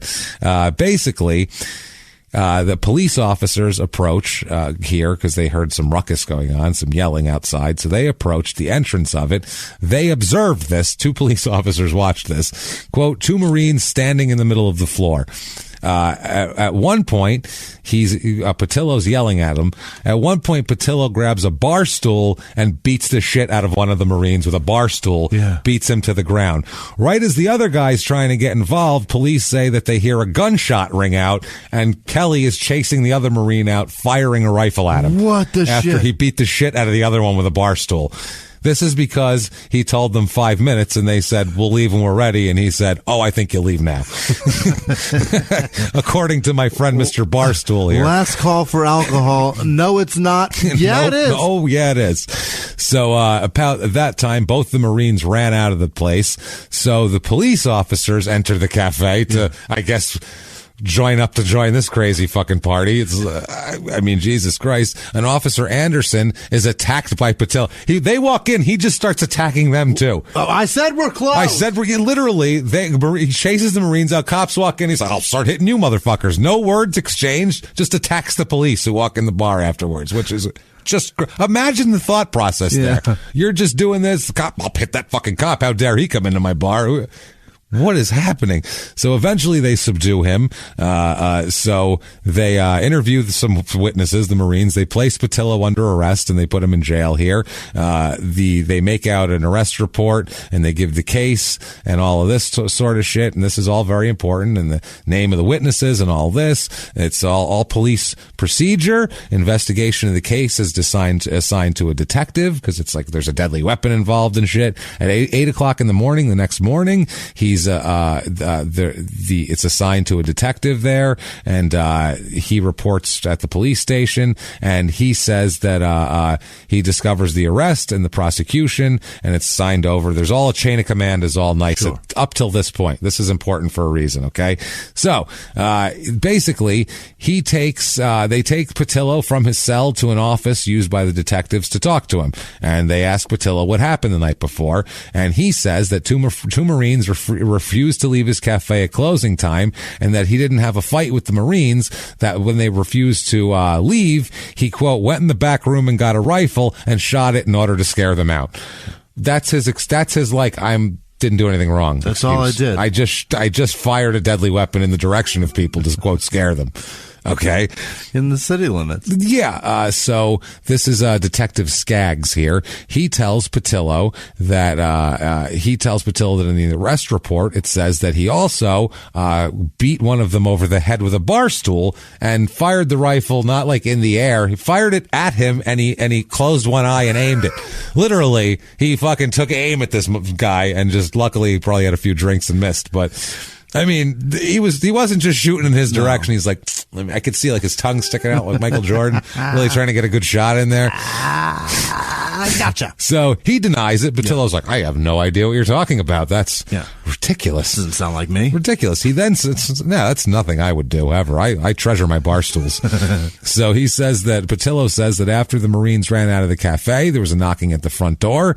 And he said then his cousin readmitted the Marines by accident because he didn't know, and another man who Petillo didn't recognize. And then after that, he said he recognized Officer Anderson, who that he was fighting with was from the Vice Squad, I guess. So he was a plainclothes guy. That's why he didn't, that's why he started just attacking a stranger for no reason, as you do. All right. Yeah. So he said that at this point he surrendered his rifle, and he said he became excited and commenced, quote, to abuse one of the police officers. This was followed by a scuffle and his arrest. Because, you can't do that. So he says that now Petillo, this is fucking funny. He says basically that later on that night, Petillo says, quote, he was told by the detective, quote, this is a tough deal and it looks like the big house for you. That's very 30s. Oh boy. This is literally 1945. Right. He says, this is a tough deal and looks like it's going to be the big house for you. Literally, that's how he said, that's what he said. He said, better shape up, it's going to be the Hooskow. It's going to be up in the Hooskow. Tell you what, boy. The last time you were in the pokey. Listen here, fella. He says, quote, I could squash this if I could get the Marines, if I could get to the Marines, and of course it would take some money. Mm-hmm. That's what the detective told Petillo, he says. So Petillo says, they told him Petillo says the detective told him there's about 4 or 5 of them, that have a split on it. It would take about $500 to make all this go away. So Petillo's saying the detective offers up a solution, basically, a bribe. And Petillo said that, he was interested in that. And then the detective said, well, I don't know. I will have to see I'll have to, see the attorneys and tell them, you have to let them know what's going on and we'll see.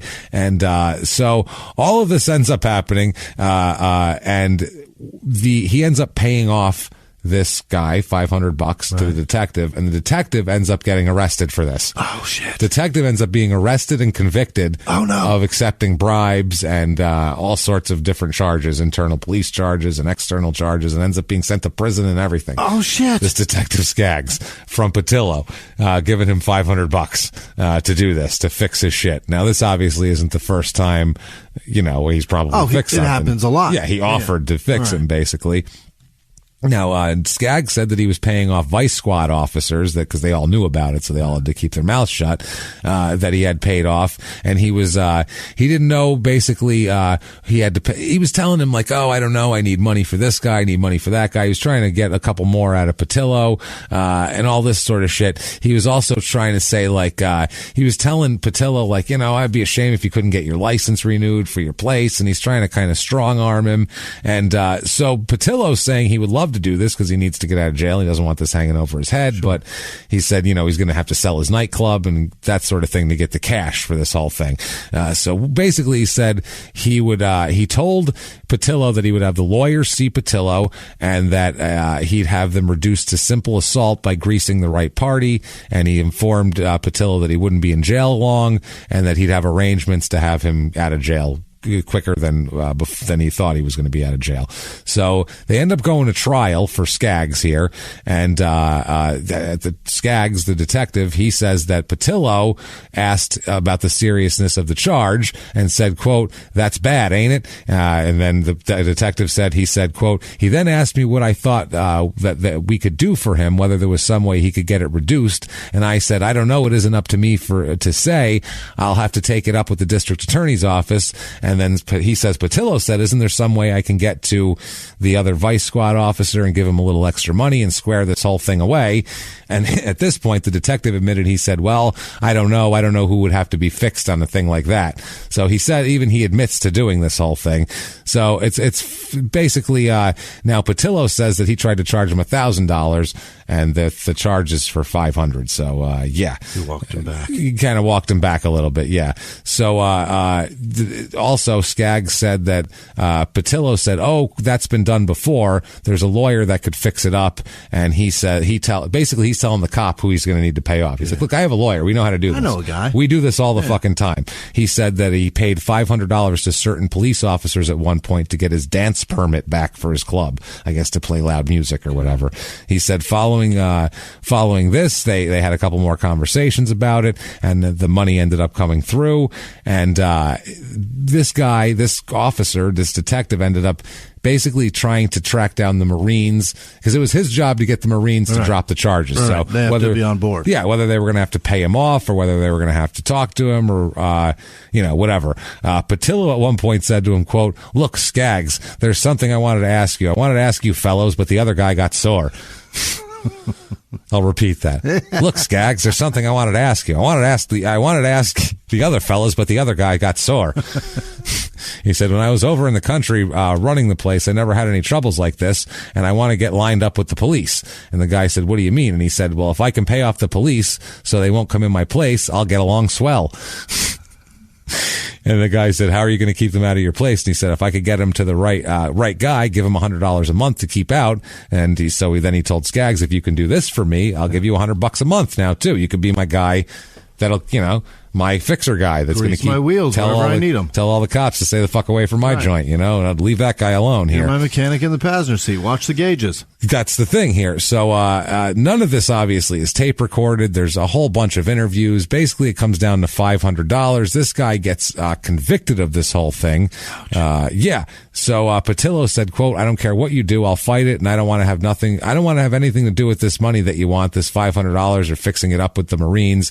And then the guy said, Petillo says that this guy insisted, "I'll do it for $500. I'll do it for $500. And Petillo basically says this guy talked him into it at that point. So he says, the detective said to him, "I'm going to see these Marines and I'll give you 24 hours, 9 o'clock tomorrow night, and then I want you to have the money ready." So he says that Petillo says that he's just sold his nightclub and he was going to get a $500 deposit around 8 o'clock. And he said he would give it to him, give it to this cop. So basically this took down this police detective as he ends up going through all these trials and everything in court documents, because I found the appeal document from 1947, which is fucking amazing. They talk about in the appeals what a piece of shit Petillo is. It's fucking hilarious. This is so funny here. Let's find this exact thing because it's goddamn awesome. He's convicted that he appeals on grounds that Petillo's a piece of shit. That's his whole appeal. You can't trust him. Right. He's a piece of shit. How could you trust him? So this is what the court documents say. The record, wow. The record herein forbids denial of the fact that at trial, the profligate, unmoral, and more or less dissolute character of the witness Petillo was established. Wow. That's legally. Those are harsh words. The state of California says that he's the profligate, unmoral, and more or less dissolute character. Ouch. That's awesome. A course of personal conduct was shown, his part, that was not consistent with good morals. It was shown that he's been arrested on a charge of serving a minor with intoxicating liquor, a case which was settled out of court, or as one of the witnesses stated, the case was, quote, clammed up, which means it was paid off. It was testified that Petillo on one occasion struck a police officer in the eye, quote, when I had glasses on, and broke the glasses and a piece went into my eye. That's the police officer. He admitted assaulting another officer the night of July 1st when this whole thing happened. He admitted assaulting a traffic officer when a guy tried to give him a ticket one time. He also stated that he attacked a motorcycle officer who once pulled him over for speeding. He said that he had to pay $300 for a civil suit in that officer's trial and the trial against that officer. It was also shown that he had boasted having fixed his difficulties with the law and paid $500 to certain officials to get his dance hall permit. 7 witnesses testified that Petillo's reputation for truth, honesty, and integrity was terrible. They said it was established that Petillo's possessed a deep-seated and abiding hatred for police officers. With references to his testimony, they said, quote, much of his testimony shows that he was unable to relate a conversation or fully relate events in chronological order or time. Basically, he's a huge piece of shit is what they say, but they still deny the case, send this fucking guy back to prison. So Petillo's out on this whole thing. He's fine. Detective goes to prison. Right. So, July 1944, he is divorced. His wife divorces him, which took a lot back then. Yeah. It's the 40s, dude. It's 1944. Think about that. But he's beating the shit out of cops. He does it at home, too. He's got to. His wife cites mental and physical cruelty. You got it. Yeah, he beats his wife, calls her names, fucking drags her around. He's a dick. He's a dick. Yeah. He's a guy that's, he needs a trailer. Somewhere there's a trailer with a missing guy and a wife beater standing out front. Give it time. As soon as that's all he can afford, that's where he'll be. That's well, we'll find out here in a minute. So he gets divorced. His wife says that he was also, in addition to mental and physical cruelty, he associated with other women and stayed out all night. Yeah. She says, quote, he said that he did not like being married, did not like married life at all. That's what he said. That's what she said he told him. She tells the court. He listened to her testimony, but did not oppose the suit. Custody of the 2 children were given to Mrs. Petillo. Good. He's like, I don't want those fucking kids. No. So, early 1945, a dancer at his nightclub here. He gets his nightclub back. Yeah. And a dancer at his nightclub claims she resisted Petillo's advances and he beat her in the face severely. Of course he did. So he's arrested on assault charges here. So that's not terrific, obviously. November 1945. Jesus Christ, man. This is insane, too. Petillo and his business associate, one of the guys who was an investor in his bar, picked up a young girl named Marie Cooper and gave her a ride. They offered her a car ride, drove her to a deserted street, and attempted to rape her. Of course they did. Jesus Lord. Real nice. He was, I don't know, Jesus Christ, man. You have crossed the fucking threshold now. It's Punching cops are one thing, but luring a girl into a car. Firing at Marines indiscriminately. That's crazy. Questionable. Yeah. It's crazy. It's awful. It's something. This is what the fuck, This man. is a totally different thing. Yeah. You wonder why your wife left? Well, yeah. He's like, well, my wife left me. I'm free to rape and pillage. Yeah, let's pick up some young girls to rape now. Pirate what the fuck is going on with this goddamn guy here? So, yeah, he's arrested for this. Yeah. This charge, after about 2 months, that goes to trial. Yeah. And at trial, the victim accuser does not show up. Oh, no. And will not return calls. She's and horrified. She's horrified, or he paid her off. Right. I wouldn't be surprised if these two, I mean, back then you could give somebody $1,000. It's a lot of fucking money. Why don't you just don't show up? And they might not show up for it. So you either pay him off or this guy's a crazy bastard. He might have scared the shit out of her. Who knows? Who knows? You know, that's the thing. You don't know, but I mean, what does he do at this point? He's fucked. I mean, he was a Indy 500 champion 10 years ago. He was the top of the world, top of his sport. Now he's just constantly arrested. A scumbag. He's bribing police officers after he beats up Marines and then punches police officers. He's arrested for like the scummiest behavior on earth. Nightclub shit, attempting to rape girls that are fucking insane. Also, the beating up a dancer that doesn't want his sexual advances. Right. What a scumbag. I mean, this guy's like Harvey Weinstein if he was a physical threat. Right. As far as like with his fists. Like he was like he'd punch a guy too. And with to take his dick out. Zero ability to get you an Oscar. He's not gonna, he can't greenlight shit. No. Other than like dancing in his club, maybe. That's about all to some like, with the pasties on. Not even nude back then. I'm sure it wasn't allowed. No, it was some like shitty burlesque show that no one wants to watch. Nobody's going to discover you there. No, not in this place. Not in a place where Marines are beaten with bar stools by the owners at 12:01. That seems a little harsh. So at this point, he has no idea what to do with himself. He's kind of fucked here. Yeah. He's got all these charges. He's got a terrible reputation. He's got his wife's gone. His kids don't want anything to do with him. He's an asshole. It's bad stuff. Racing, they don't want anything to do with him either. It's pretty much over for him at this point. He's like 42 years old. He hasn't raced in a few years, and I don't assume they really are thriving and really chomping at the bit to get this criminal back into their rank. If only we could have him in there, right? Then it would be better. Remember when he used to be here? Oh, things were so much better when he was here, scaring the shit out of people and fucking slinging his Cavino around. Right. At least he brought the homemade Cavino every time he came to the track, which was very, very nice thoughtful. Here. Yeah, so it's all right though. So he's totally fucked. He doesn't know what to do with himself. He leaves his bar in the middle of the night. He's wandering the streets. Yeah. He's tired. He's just confused. He doesn't know what to do. He's lonely at this point too. Yeah. He's also lonely. He doesn't know what to do.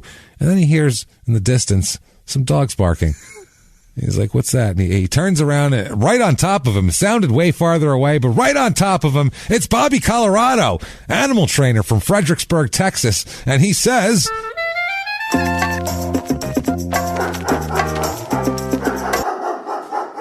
how is it you come to arrive here? Nah, seriously, because I came here with the program. I don't know if you know, but back east, I know you're from Pittsburgh. You've had a couple of, are you just here on, all right, well, Listen, guy. I'll do for you. Listen, guy. I mean, they sent me. We had to fucking. You have no idea what this. Vince McMahon's out of his fucking mind. He's in the goddamn van. It took Estevez, Dexter. Dexter doesn't look it, but he's pretty fucking tough when you put it right up to him.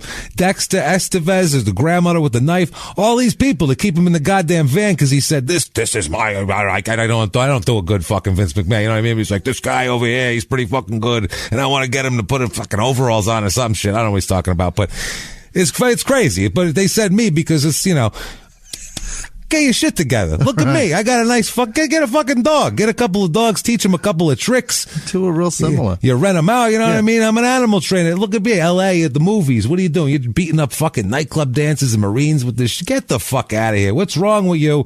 Get your fucking life together. Yeah. I'm not going to say it again. Start over. Next time I'll send Vince McMahon, all right? He's going to be a pain in your balls. Trust me. Let's do it. But and poof, in a cloud of dog shit and marinara sauce, he's gone. And we have to explain, and Cavino's very confused. Yeah, Kelly. Sure. We have to explain, by the way, one of our listeners, and this has happened a couple times, but one of our listeners who we've talked to a bunch and came to a few of our shows here in Houston, he stopped at Bobby Colorado's house, okay? Yeah. He's driving through. It's outside of Austin, Fredericksburg, Texas. And he said he's driving and he saw the sign. He's like, oh, my God, is that? Holy I gotta shit. meet him. So he pulled in here, and it's like a big property with like a house, and then there's like training grounds and things. And he said he goes up and there's somebody working there, and he said, is this Bobby Colorado's place? And they're like, yeah. Like, fans don't come gushing at the door often. And he goes, and our guy goes, I can just call him Mike. I'm not going to give away his whole name here in case he doesn't want it. But Mike says to him, can I meet him? And they go, well, it's a her, first of all. It's a she. It's a she. Yeah. It's Bobby with an I. Right. And I don't know if she's here, I guess, right? So if this guy goes, and finally they come back with Bobby Colorado, the animal trainer. There she is. And he's like, look, okay. I didn't expect you to look like this. I have to get a picture with you. I don't. By the way, do you have like shirts I could buy? And she's like, no, they don't have merch. You have merch for me to buy? Merch at your house with the animal training? Do you have any, like, I don't know, pasta sauce or something? Yeah, something. And she said, my employees have like our shirts but I don't have like T-shirts that I sell. And she's like, she didn't understand it. And he's like, look, there's this podcast. There's this thing that happens. And like, you're like this Italian guy who's in the witness protection program, and you got a bunch of dogs, and you try to tell these criminal athletes to straighten out their lives. And when you explain it that way with no context, it makes very little sense. Oh, I'm sure she's like, could you please leave? Could you please? Can we get him the fuck out of here, please? She's like winking at people, like, get them the fuck. Because I mean, in the context of the show, it makes perfect sense. But if you try to explain it to a stranger, why I want to take a picture with you, that does not go over well. He said that she was just very confused and just was very happy when he left. That's all there was to it. She wasn't like, oh, neat. She's like, what? What the hell are you? And she said somebody else came by a couple months ago and said a similar thing. He's not the first. Poor Bobby. We've confused an older lady who's very good at training animals. We've confused the living fuck out of this lady. Two assholes drove by her place in the middle of the night. And they're like, what the fuck did that just say? For the next 3 hours, I'm like, oh, it's fucking Bobby Colorado. Hey, I'm in Fredericksburg, Texas now. And the next thing you know, here it is. So, yeah, those charges for the last crime was the attempted rape in the car. Right. There. Now, 1946, he's charged with speeding and check fraud. Okay. And it causes a huge public fight between a prosecutor and a judge. What? So far now he's gotten a police detective taken down, now a prosecutor and a judge. These, apparently they had fought in an election, and they hate each other. Oh, this prosecutor I love it. And this judge here. The latest incident between them, according to this paper, was a jailing of Kelly Petillo. Petillo was one of 3 motorists who was picked up by the state police on Road 67. Yeah. I don't even know what that Road 67. That's the 67th one. Apparently so. Right. It was a speeding charge. Kelly wasn't even driving at the time, but he was sent to jail anyway, and they said that they kept him there in the jail because they found a handful of summonses from California. And this was, so the judge said that Kelly and his companions were not guilty of the violations. And, it's so weird here. So anyway, the whole point was there was $1,000 check. Petillo, said that, oh, Jesus Christ, this is hard to explain. Petillo was in the possession of a bank, cashier's check for $1,000. Okay. This was supposed to have been brought to Indiana to purchase a car to bring back to California, but it turned out to be they were using it for other purposes. Sure. It became known that they had $1,000, and they became, as they put it in the paper, popular with several members of the bar. Yeah. That they were hanging out Free at. booze. Yeah, they're going to buy rounds here. Yeah. $1,000 was a lot. So he told one member of the of this people here that he'd been about a bit, and then it's so weird. So anyway, they searched. The point is, the judge searched Indiana law and found no place where driving 85 miles an hour on the highway is illegal. Quote, when prudent.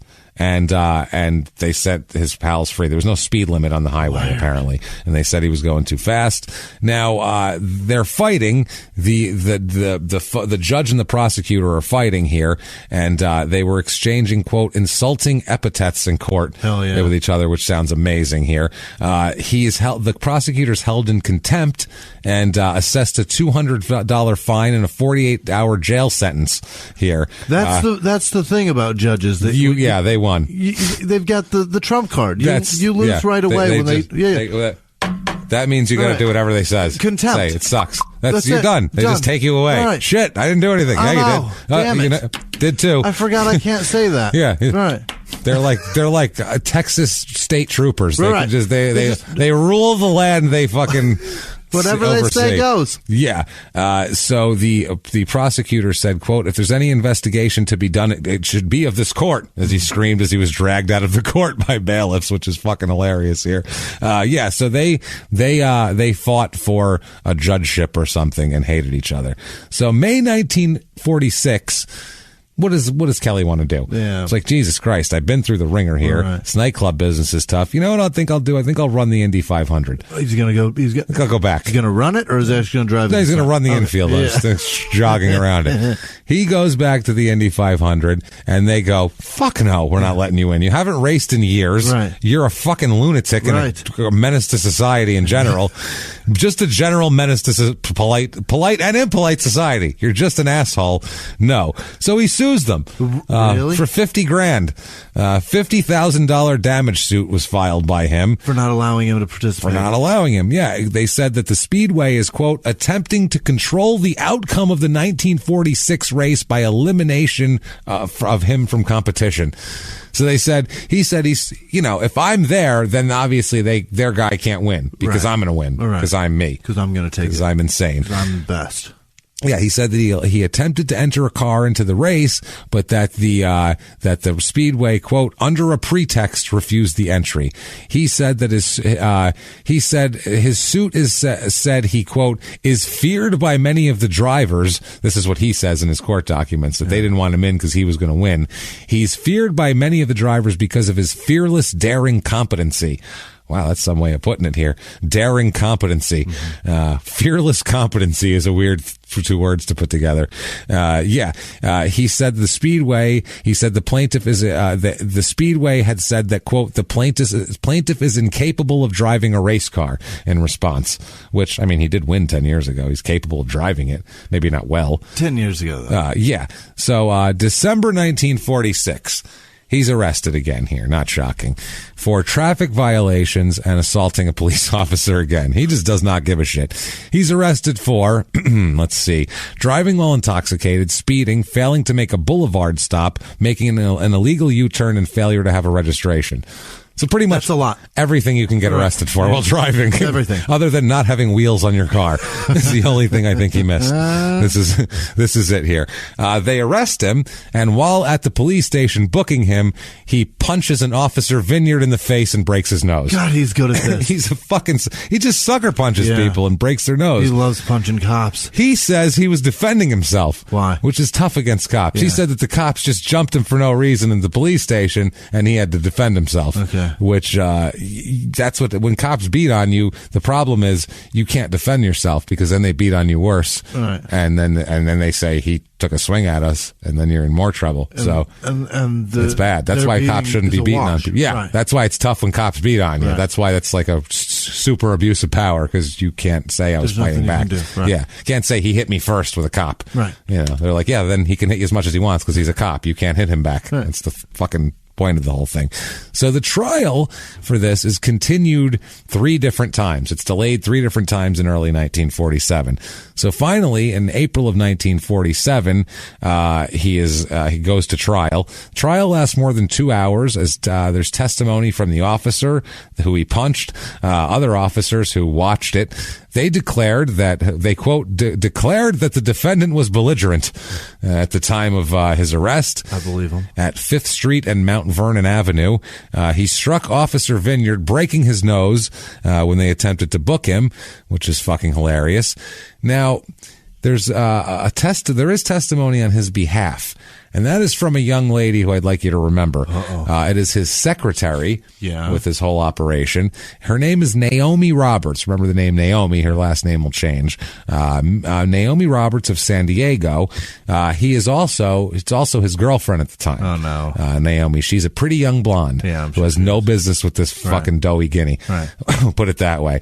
Now, she says here, she testifies that they were, that she was also at the police station when he was brought in, and she saw Vineyard quote, throttle and strike Kelly before Kelly retaliated, and Vineyard emphatically denies hitting him first. Petillo testified that he had been that he drove from San Diego to San Bernardino, then to Los Angeles and back on the night of his arrest. He said he wasn't intoxicated, he was just very tired because he was driving around, and he said that that he had several drinks in Los Angeles, but he wasn't intoxicated. He's just been up all night driving and drinking, but he's not intoxicated. That doesn't make any sense. Officers testified they found a half-empty bottle of liquor in his car also, in addition to all this. He's found guilty. Yeah. So, he is granted, you, sir, may fuck off probation for beating the shit out of a cop drunk. with a long criminal record. Wow. That's the thing. He could have got jailed just for the shit he did on the road, never mind punching the guy. He's lucky to be alive. That's it. Found guilty. $50 fine on the battery charge of the cop. $50 for punching a cop in the nose. He also found him guilty of driving while intoxicated, speeding, and failing to make a boulevard stop, and fined him a total of $100 or 50 days in the county jail, whichever your choice wants to do here. So he's acquitted of making an illegal U-turn and failing to have a registration. Yeah. He's acquitted there. He doesn't have the money right then. The judge grants him a stay on the sentence until noon the next day, when he said he could get the $150 then to not go to county jail. Okay. So you think he's going to calm the fuck down here. You would imagine so. Well, he's been caught now. There's a punishment for his behavior at this point. He's on the record as just a complete jackass at this point, and that was 1947. Now, July 1st, 1948, he's a wanted man. Nobody knows where he is, and he's on the lam. Let's just give you the newspaper headline of the day. Quote, Petillo, auto race driver, hunted as a slasher of women. Oh, he's slashing women now? Let's talk about this shit.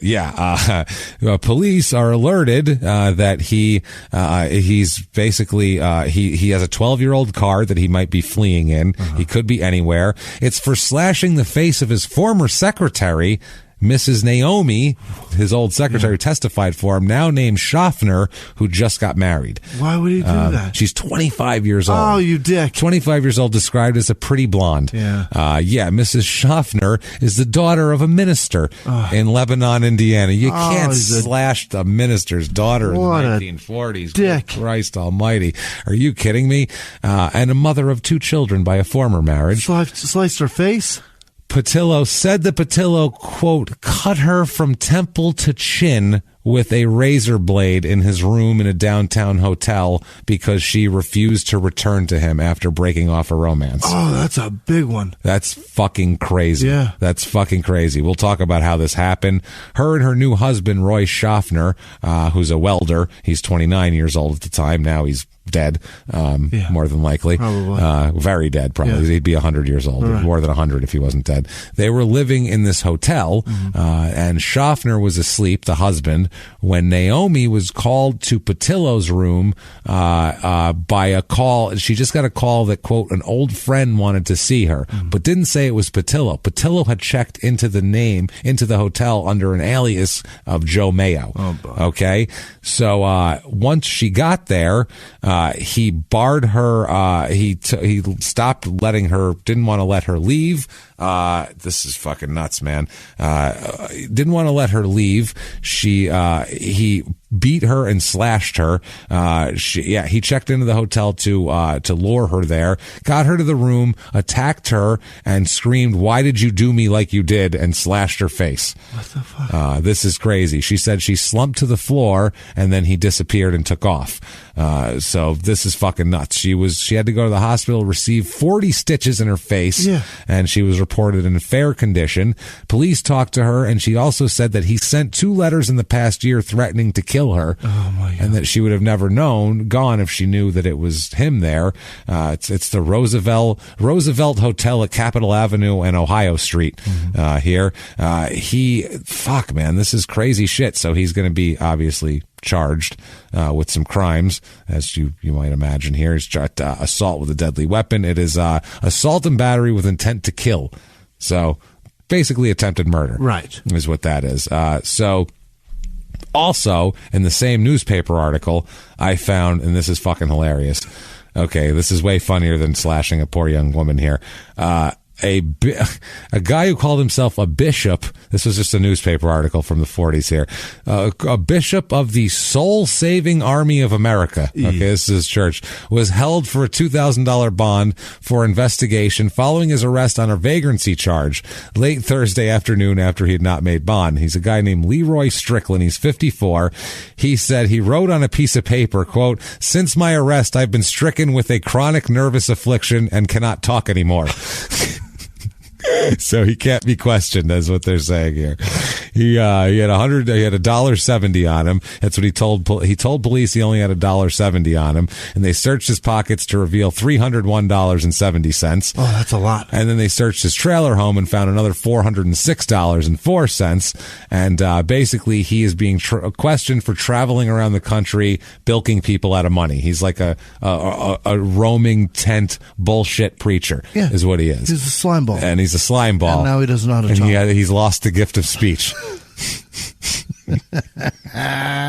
Which is pretty fucking amazing. I don't want to talk about it. So, So Kelly, by the way, he didn't get arrested for that. He's they have charges out for him, but they can't find him. Right. He's on the lam. He's running. He's on the lam. He's running. So July 4th, Independence Day, 1948, in Owasso, Michigan, he gets in a race in public while he's wanted by the police. Yeah. It's a 100-mile race. He wins the race. What? He wins a $113 prize, which is hilarious. He's in the winner's circle. He gets out of the car. He stands next to the car. They start taking all sorts of pictures. And then the sheriff comes over and fucking arrests him because he's an idiot. He's literally standing there while the newspaper takes pictures of him while he's wanted for slashing a fucking young girl's face.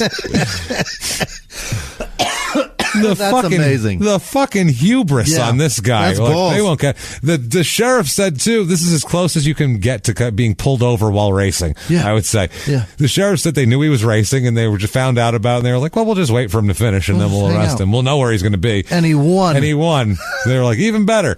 So there's newspaper pictures of like him smiling one second and the next second a police officer like grabbing him by the arm and him looking over. Hilarious. He's like, what do you need, sir? Yeah. That's so fucking funny. Which they were it was like a big comeback race. They were calling him the Cinderella Man. Oh, that's what Jesus. The press made a big deal out. Oh my God, the guy that won the 500 12 years ago or 13 years ago, and he's back and he's racing again. Then they're like, because he's dragged away by police. Except he stabs women. It's fucking amazing. Jesus. This is fucking ridiculous. So they give him a bath in the jailhouse to get the race grit off of him, and then they in a long distance telephone interview with the Indianapolis Star, he says he doesn't know anything about the case. He's going to fight extradition. He says that he said that he was arrested and he doesn't understand why. He doesn't get it. He doesn't know anything about it. They asked him if he was at the Roosevelt Hotel last Tuesday, and he said, quote, "Why, I haven't been there for weeks." Also, I lost my ability to speak. Why? I haven't been there for weeks. And by the way, you got a pen? Very nervous. She said, quote, "She's just trying to pin something on me. See? It's amazing the way they speak. It's so funny. He said that he was in Indianapolis last Tuesday, but he never went in the hotel. He said, I stayed at a motel on West Washington Street. I don't know anything about it. He claims that he was sleeping peacefully on Washington Street there, in the motel when, before 3 a.m., when she claims that a bellboy, because the woman, Naomi, says that a bellboy knocked on her door and told her an old friend wants to see you downstairs. He said, I was asleep when that shit happened. She says the bellboy led her to a second floor room, and then Petillo pulled her into the room, punched her, and said, why did you do me like that? And slashed her in the fucking face. Wow. So crazy. They told him of the charges, and Petillo said, quote, that's good. I don't know. Then he says, why, this is amazing. Quote, why I didn't beat her up. He said, well, a couple of this is amazing. Jesus Christ. Why I didn't beat her up. Why a couple of muscle men started to beat me up twice during the last month, and I think she had something to do with it. A couple of muscle men. Why? He started the sentence out that was not a question with why twice in a row. Why I didn't beat her up. Why a couple of muscle men started to beat me up twice during the last month, and I think she had something to do with it. So he's saying not only did I not beat her up, she's actually responsible for trying to get people to fuck me up. She's sending goons. Yeah. Now, she said that Petillo had beaten her several times while she worked for him in California as a secretary. Wow. He just beat her all the time. And, so that was it. He said that she would, throw a phone at her in the past. He's beat her. He's threw phones at her and all sorts of shit. He says he's not going to waive extradition. He says, quote, if they let me go, I'll be back in Indianapolis in 7 hours. Can't wait to race. Can't wait to race. He said, I'd planned on racing quite a bit up around here. I'm broke and need that money. That's what he said. It's amazing. He gets arrested while winning a fucking race. They said that the sheriff said deputies went to the track right as the race started, but the sheriff gave the deputies, quote, I gave the deputies permission to let him race. I don't know. I wanted to see how he did. No. Maybe he'll die. Maybe he'll go up in a fireball. Wouldn't that be amazing? End of story. Wouldn't that be ejected? Great? Yeah, he's ejected into the infield. Oh, well. Story over. So he did. Body lands on the eye of the Indy 500. Jesus Christ, man. Patillo said, quote, I can't understand all the roar. I can't understand all the roar over this. This is great. Why? I can't understand all the roar over this. Why? I even had been on a radio program here advertising the race. He's like, I'm not hiding. Why? I'm not even hiding. I got to start doing that. Start everything. Why? I just went down there. Why? We started this at 12:30 at night. So, he, Jesus fucking Christ, man. So, he insisted that he often uses the name Joe Mayo and that if there was someone in the hotel by that name, Naomi could have pinned it on him because she was his secretary and his girlfriend and knows the alias he uses. So, she books him sometimes. That's the thing. His attorney said it was common he's a celebrity, his attorney said. Oh, boy. It's very common for celebrities to use stage names or aliases when they check into places, so the masses don't come to bother this nightclub owner who beats Marines and slashes women and tries to rape dancers and shit, Very high demand for him. The lobby will be full. It's like the Beatles. Screaming teenagers for a fat middle-aged fucking criminal. Jesus Christ, man. Naomi says that she was married after she stopped working for Petillo as a secretary. Then she started getting threatening notes from him saying, quote, I'll kill you or scar you for life, unquote. That's quite the letter. Fuck. This is fucked up, right? How fucked up is this? That letter is scarring enough. I'll kill you or scar you for life is scary. Yeah. That's even like, wow, this guy just really wants to hurt me. The whole thing is shocking. Yeah. But not nearly as shocking as the sales, Jimmy. More Jesus sales. Christ. That's right. If you happen to be in Milwaukee, Wisconsin, like we'll be for Small Town Murder next month, live, sold out, so fuck it, we don't have to plug it. In 1948, if you happen to go back in time all the way to 1948 and you happen to see a Spiegel's department store, I'd like you to stop in and get a portable two-way radio for $24.95. You can get yourself a portable camp ice box that's watertight, holds 8 pounds of ice, rust-proof lining, Jimmy, $4.95 here. You can get a folding cot. It folds compactly, $4.65. Okay. Fine for camping, it says. So you can get you a level wind casting reel for $3.98 or a tough cover golf ball, 49 cents each or 3 for $1.20. That seems like a deal. That seems like a deal there. Course Master balls, lots of life, it says. So stick around 13 years and kick Jeffrey Dahmer's mom in the belly. Do that too. Yeah, it'll be really weird at the time and you'll probably get sent to jail for it because you just kicked this pregnant woman. That's crazy. I promise you're doing us a favor. But it's worth it, trust me.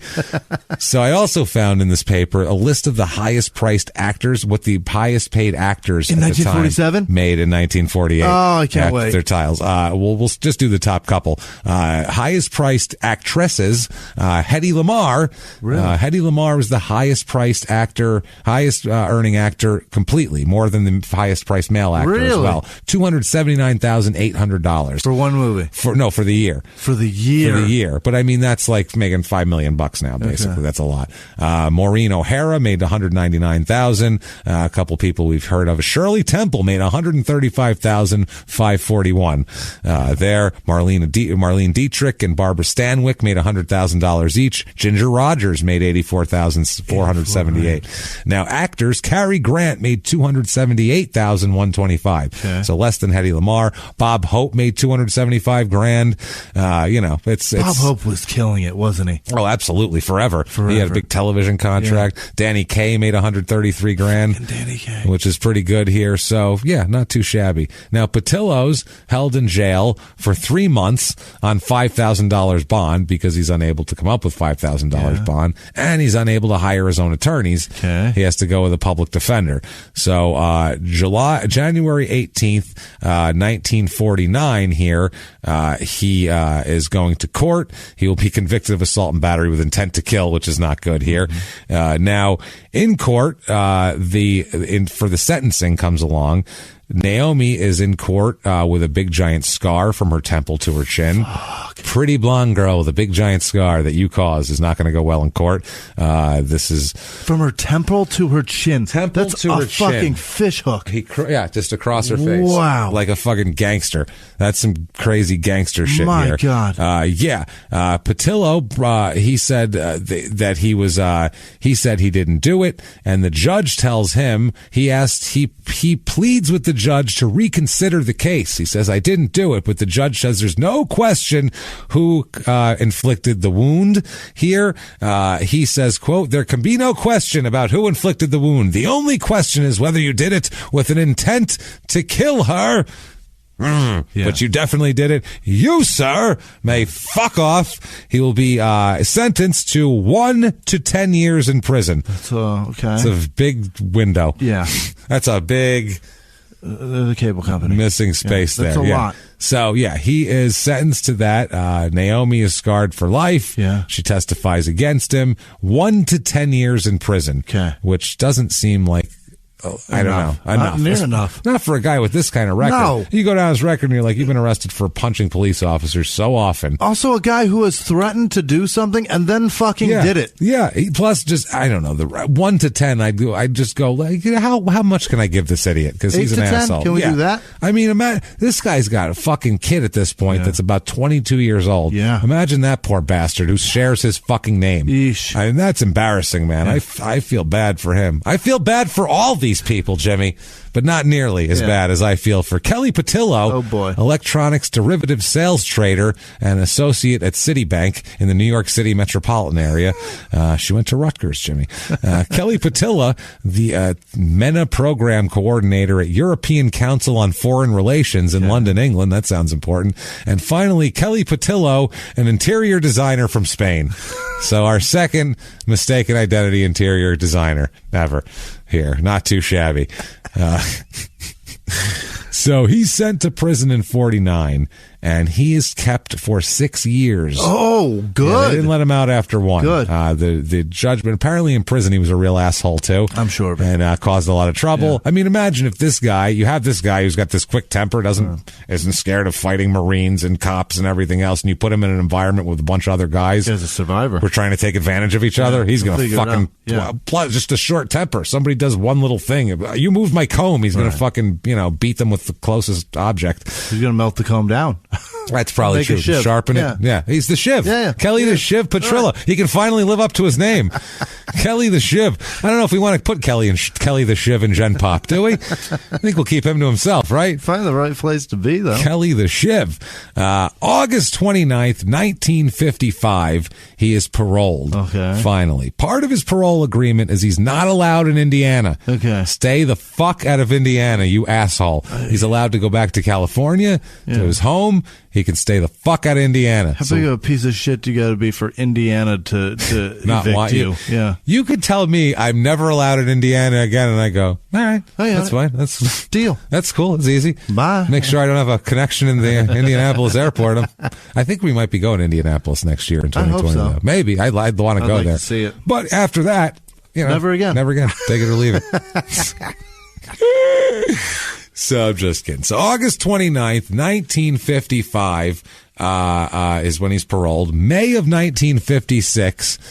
Now, he was paroled to his son, who is now Dr. Kelly Petillo Jr. He's a very respected dentist at this point. Yeah, he's done very well for himself. Yeah. Enough to where the judge tasked him with keeping watch over his father. Keep an eye on this dick. Paroled into the custody of his son. How sad is that shit? This is one of the best junior outcomes we've ever had, though. Certainly. He's a doctor, for Christ. He's like, I'm not driving shit. There's still travesty because I'm going to school. Right. Yeah. He said, they asked him, where might your father be? And he said, he'll probably head for the track. Mm-hmm. That's what he said. Look at the tracks, and that's where you're going to find him. He's on the lam for a whole nother year. What? A whole year. He's on the lam for fucking a year, wanted by the cops, missing from parole. May 24th, 1957, he is arrested at the Indianapolis 500. What was he doing there? Watching? Showed up looking for a car to drive. Oh, my God. What are you talking about? A car to drive? What the fuck are you talking about? You haven't been in this race in fucking 20 years. You can't just show up and say, anybody here got a car? How y'all doing? I'm wanted for all sorts of shit. No, I'm on parole. I'm giving old fellow one. Now, why I deserve a race? Why I deserve another race, see? Why, give me a chance. Why, give me a chance, fella. They're like, you're talking like you're from the 20s. We can't give you a chance. Holy shit. Showed up, literally was like, who's got a car I can use? I'm Kelly Petillo. Remember me? I won this shit. They're like, what? When? Oh, 22 years ago? Pre-war? Right. Like, that doesn't... What? Nice helmet, pussy. Yeah, nice helmet, pussy. That's great. Where's your sweater and your fucking tie? You guys race without shirts and ties? What the fuck is this sport coming to? Nice jumpsuit. Bums. You're not even going to catch on fire. See, he tries to go there like a wrestler going under a mask. Yeah. Lost a loser to leave town match. It's not me. I swear. Wow. So 1957, the State Prison Parole Board adds 11 months and 29 days to his sentence for this. It's a parole violation. This means his 1 to 10-year sentence, which would have expired in early 1959, will now run until January 15th, 1960. Shit. So now he's got that going on. February 1958, he wants to be released. He has a hearing for his release. He claims that he was illegally arrested and was denied extradition. He said he signed no waiver for a return to where he was there and was represented by incompetent counsel. Oh boy, I'm innocent. Right. By the way, you got a car I can use to race around this track with? Boy, I've been railroaded. By the way, I railroaded myself, and now you guys have done it too. I once hit a railroad with my car.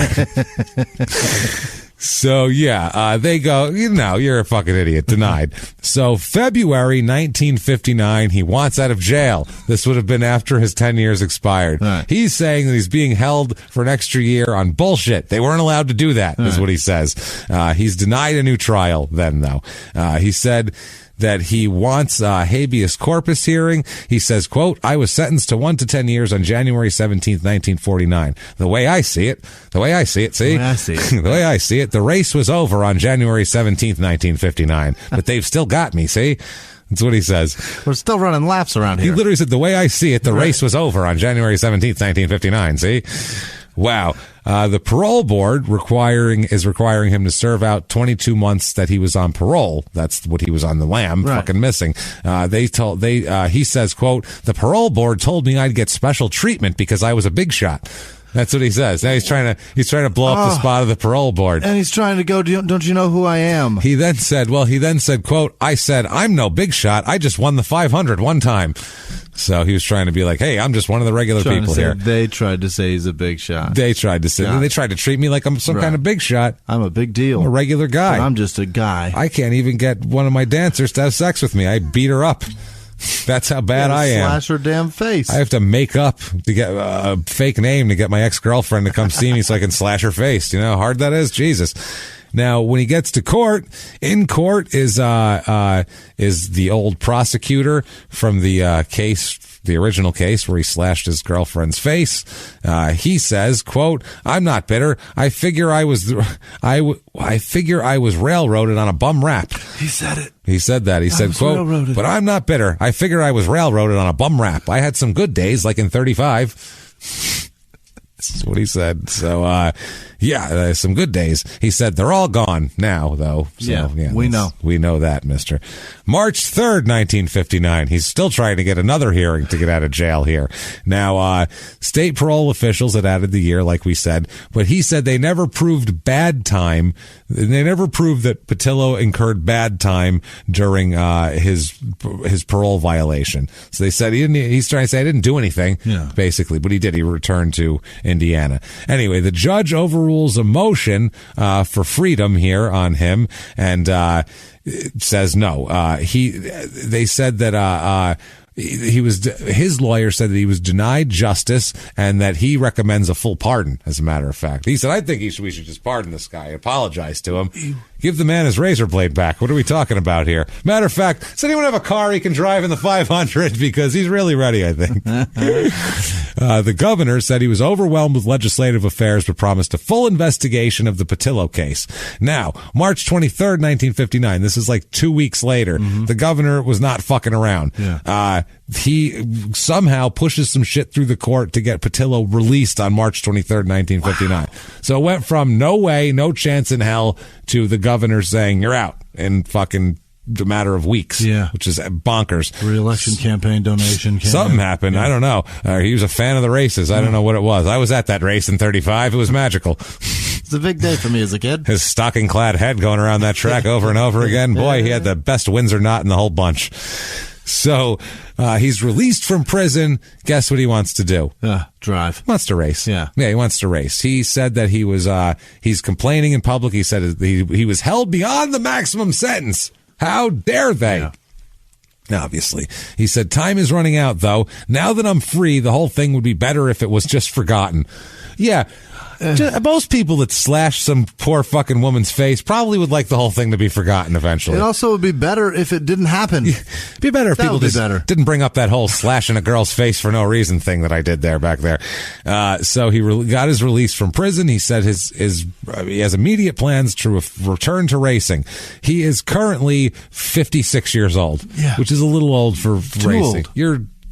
I mean, not old, but for reaction times and reflexes when you're going 180 miles an hour is a different fucking story. Behind the wheel of a vehicle for hours on end. Yeah, it's not. You got to pee at your some body's point. different. Yeah, it's just there you go too. What if your prostate? How much do you pee? You rattle your prostate right out of you. That's got to be all day. Yeah. So he said that he was jacked about the potential of a supercharged automatic valve 2-cylinder internal combustion engine that he's perfecting. Okay. That's what he said he wanted to do. Supercharged automatic valve 2-cylinder internal combustion engine.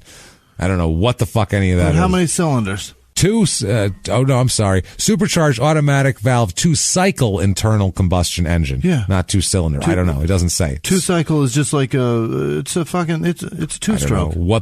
I know it's like a dirt bike. But right. Yeah. Your car's a 4-stroke. Yeah. Supercharged automatic valve 2-cycle internal combustion engine. A supercharged 2-stroke. Jesus, that's got to be fast. Yeah, I don't know. He said he's perfecting it. Okay. He said his main interest is getting a chassis to which to test the motor. Yeah. Quote, prior to the 500 next year. Oh, God. He wants to run that. Well, what? Why is he doing that? He said, quote, I've got lots of work to do, and I'll have to be hustling. He's 56 years old. Wow. He said that he told his tentative plans to drive the stock car circuit to raise money for promotion of his, quote, V-shaped engine. Okay. So he's got like a V-twin. It's a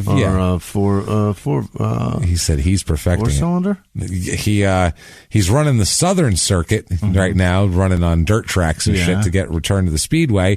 Future plans include a promise that he will be a promoter at the stock track in Las Vegas, which is set to open in June. He wants to put his name on that, but you got to go into business with him.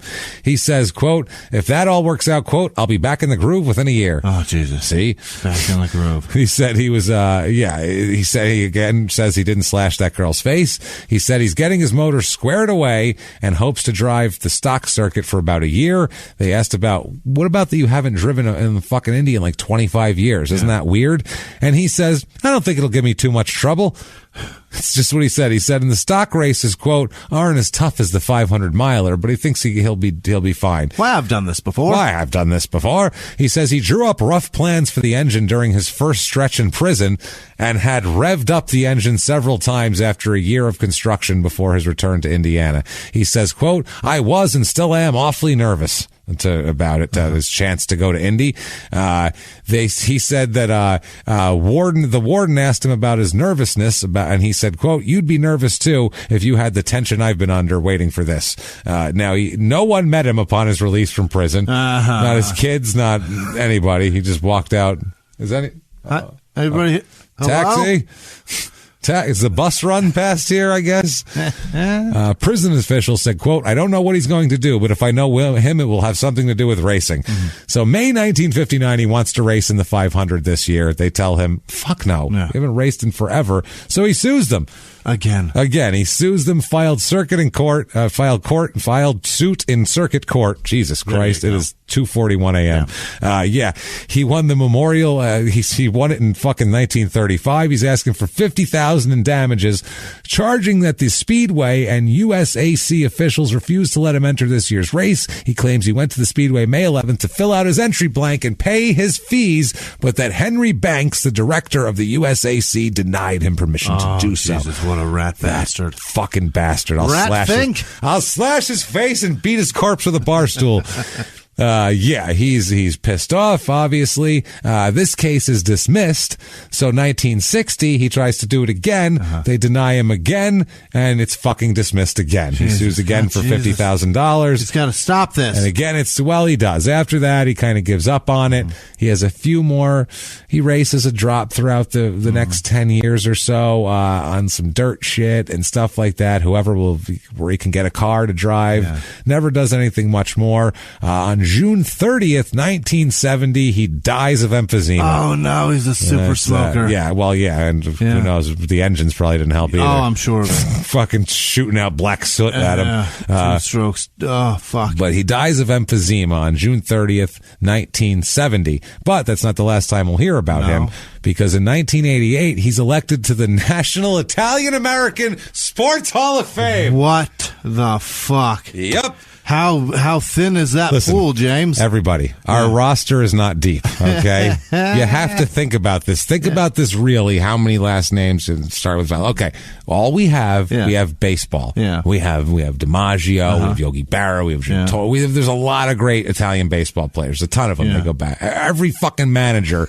Half the World Series rings are held by Italian managers, okay? We're good at that shit. A lot of good baseball players, but even then, that died out kind of in the, and then now there was boxers. We had Rocky Marciano, we had Graziano, we had these guys in the 40s and 50s. You heard of any Italian boxers lately? Not lately. Paul Spadafora. Remember him from a few episodes back? Didn't work out great. Didn't fucking work out that great. He had Jimmy Garoppolo playing for the Niners. To say, how many fucking Italian football? Once in a while, you'll get a quarterback in there. Once a Dan Marino, a Garoppolo. Every 2 decades, you'll get an Italian quarterback or something. But nope, we just don't. You don't think Brady's family was the Bradyopolos? I don't think they were the Bradyolios, and then they fucking shortened it. No. And then basketball? Yeah. How many fucking 6'11" Italian guys do you fucking know? How many Italian guys do you know? They're all 5'8". They're not 6'8". Yeah. So that's the other thing. So we're not going to get a lot of those either. So what do we get? Ugats. We get this fucking guy. One. He won the Indy 500. He's going in. I don't care if he slashed the girl's face. We don't care. Son of a bitch. Fine. It's been 40 years is enough. Fine. Stick him in.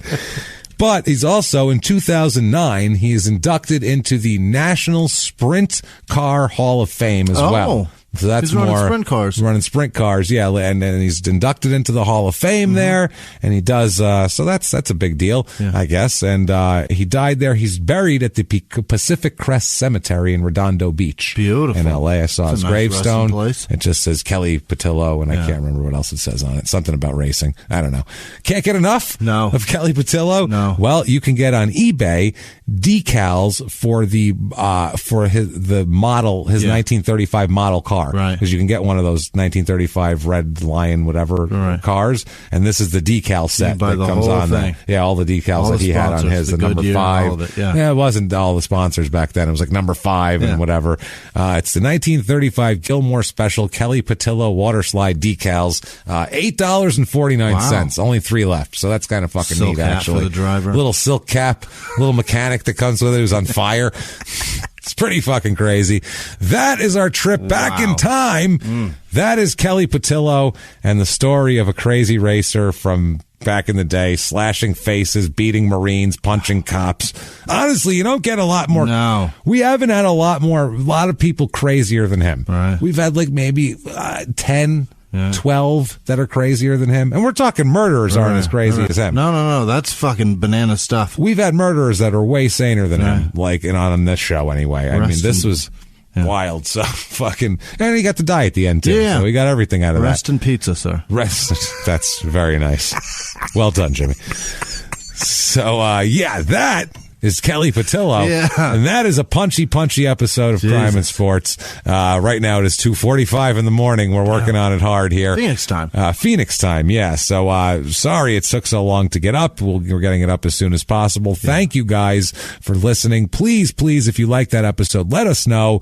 Get on Apple Podcasts, that purple icon, give us 5 stars, or on Stitcher, give us 5 stars. Tell us you're following instructions, following directions. They forced me to do it. Yeah. I'm doing this against my will. There's a razor to my face right now. Whatever you have to say to do it, man is going to beat me with a bar stool if I don't do this. Yeah. That's fine. Whatever it is that gets you to do it, please do that. And if that's not enough for you, if you're just a better person than that and you need to help us out more, you can go to shutupandgivememurder.com, where you can get all of the merch there, all the shirts and overnight bags and shoes, and there's all sorts of shit on there. And they're working on hats, we've been told. Great. They're working on different hats. I think beanies and regular hats they're working on Threadless, so hopefully we'll get that. You can find all those right from shutupandgivememurder.com right there. Also, you can follow us on social media, because very, very soon the new slate of shows for 2020 is going to come out. And they're going to go live, the live shows. Right. And Crime and Sports, there's not going to be that many of them. Nope. There's going to be way more small town murders, and the Crime and Sports are going to be like in comedy clubs, smaller venues, 400 seats, places like that.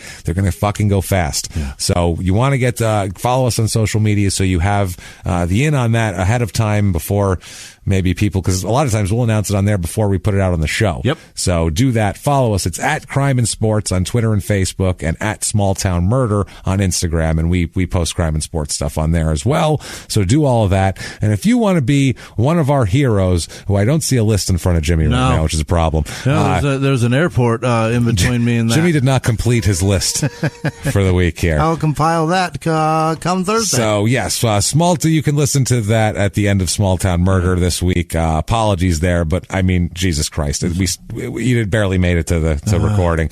So we're lucky to even get this out. So we apologize.